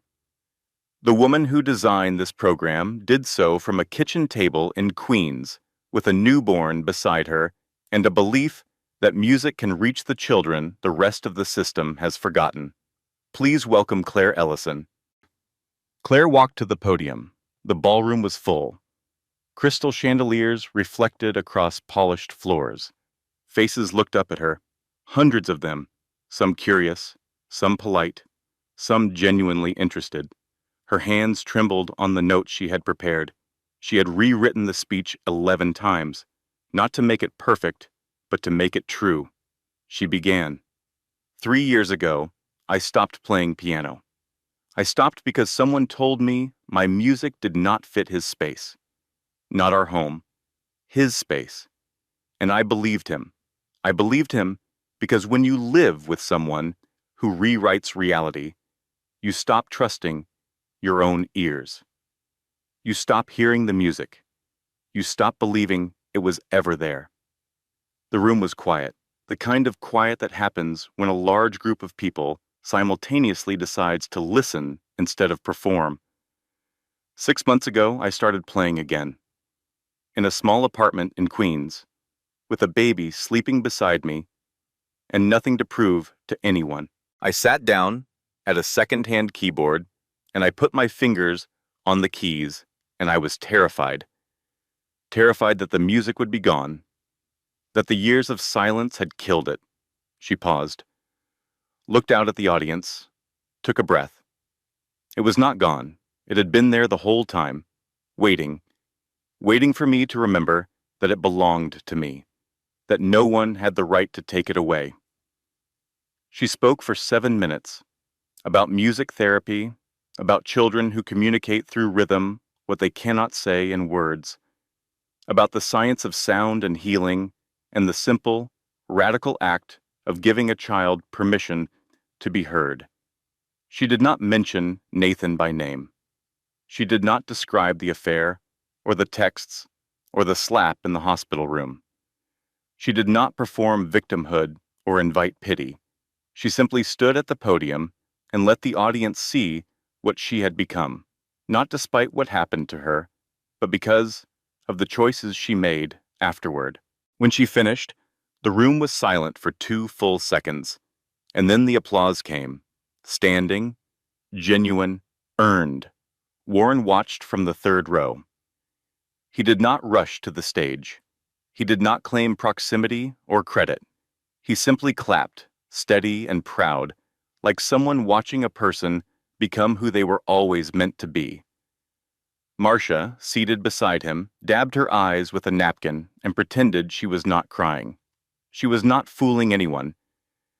Nathan's story ended not with a dramatic confrontation or a courtroom collapse, but with a quiet, permanent diminishment. He pleaded guilty to the protective order violation. The judge, a woman with decades of experience and no patience for men who confused control with love, sentenced him to 18 months of probation, mandatory anger management counseling, and a permanent criminal record that would follow him through every future background check, every job application, every relationship he might attempt. Graham Steele's legal team negotiated a restitution agreement for the embezzled funds. Nathan would repay the full amount over 5 years, which saved him from criminal prosecution, but ensured that his financial future was chained to the consequences of his past. He could not afford the Upper East Side apartment. He could not find work in New York finance. His name, once associated with ambition and potential, now appeared in search results alongside words like "but scandal" and domestic violence, and terminated for cause. He moved back to Ohio, not to the town where he grew up, but close enough that the geography felt like a confession. He rented a small apartment with carpet that was slightly too thin, and walls that were slightly too close, and a kitchen with a coffee maker that dripped if you did not hold the pot at exactly the right angle. He got a job at a regional consulting firm. Entry level. No corner office, no Park Avenue view, no one who recognized his name or cared about his ambitions. One evening, late in the spring, Nathan sat alone at his kitchen table, smaller than any table he had owned since college, and opened his phone. He scrolled to the only photo he had of Elliot, taken the day the baby was born, before the texts, before the slap, before everything collapsed. Elliot's face was scrunched and red, his fists balled tight, his expression the universal outrage of a newborn adjusting to the shock of existence. Nathan stared at the photo for a long time. He did not cry. He did not call Claire. He did not draft a letter or compose an apology or make any of the gestures that television and movies suggest redeemed men are supposed to make. He simply sat with it, the weight of what he had chosen and what it had cost. Nathan Donovan would not be redeemed in this story. He would not experience a dramatic awakening or a tearful reconciliation. He would live with the truth, which, for a man who spent his entire adult life constructing lies, was the harshest sentence any judge could impose. Sienna took a plea deal, community service, a fine, a public record that would surface every time a potential employer searched her name. Her career in luxury public relations was finished. No firm with a reputation to protect would risk associating with a woman charged with filing false CPS reports and harassing a domestic violence survivor. She moved to a mid-tier agency in New Jersey, managing social media accounts for a chain of car dealerships. The work was tedious, unglamorous, and invisible, everything Sienna had spent her life running from. She never apologized to Claire. Claire never expected her to. Some people do not possess the architecture for remorse, and recognizing that is its own kind of freedom. A Saturday morning, 6 months after the gala, Brooklyn. Claire sat at a piano in her own apartment, a modest 2-bedroom with hardwood floors that creaked in places and morning sunlight that poured through tall windows and pooled on the carpet like warm water. There was a small garden visible from the kitchen window, tended by the woman who lived downstairs, a retired school teacher who grew tomatoes in summer and left baskets of them on Claire's doorstep with notes that said things like, "For the baby's mama." Claire had bought the apartment with the divorce settlement. Not because it was impressive, because it was hers. Every crack in the ceiling, every stubborn window that stuck in the humidity, every floorboard that groaned under her weight, belonged to her and her son and no one else. Elliot sat in a high chair nearby, 9 months old now, babbling at a stuffed rabbit with the single-minded intensity of a baby who believed that conversation with inanimate objects was both normal and deeply important. The apartment smelled like coffee and banana bread. Marcia's recipe, which Claire had attempted 7 times before getting right, and which Elliot had contributed to by grabbing a banana from the counter and mashing it directly into his own hair. Claire played. Not a performance, not a rehearsal for anything, just music, flowing from her fingers the way water flows downhill, following a path that had always existed but had been blocked for years. She played a piece she had written herself during those first weeks in Queens, a melody that began in a minor key, tentative and uncertain, then gradually shifted into something warmer, fuller, a chord progression that resolved not into triumph, but into peace. A knock at the door. She knew who it was before she opened it. The knock was Warren's. 2 knuckles, unhurried, patient. He stood in the hallway holding 2 cups of coffee and a paperback novel tucked under his arm. It was a ritual they had developed over the past few months, an exchange. He lent her books. She lent him vinyl records. They discussed them during the planning meetings for the music therapy program, conversations that started professional and drifted into personal and never felt forced or dangerous. Warren did not walk in like he owned the space. He paused at the threshold, the way he always did, and waited for Claire to nod. She nodded. He sat beside her on the piano bench, set the coffee on the small table she kept nearby for exactly this purpose. He did not say anything profound. He did not need to. Claire reached for the small wooden box on top of the piano. She opened it. Inside lay 2 earrings, the single diamond from Nathan's Cartier pair, the one she had taken the night she left the Upper East Side apartment. She had kept it not as a memento of love, but as evidence. Evidence that she had once lived inside a lie and had found the courage to walk out of it. And the small silver earring drop, fashioned from her mother's locket by the jeweler in Queens. Simple, delicate, warm to the touch, the way old silver gets when it has been held often. Claire put them both on. She turned toward the window, where her reflection appeared faintly in the glass, superimposed over the Brooklyn skyline and the spring morning light. 1 earring from the life she survived, 1 from the life she came from. Together, they framed the face of the woman she had chosen to become, not Nathan's wife, not Sienna's victim, not a statistic in a domestic violence report, not a case file in family court, not a woman defined by the worst things that happened to her. Just Claire, Warren noticed.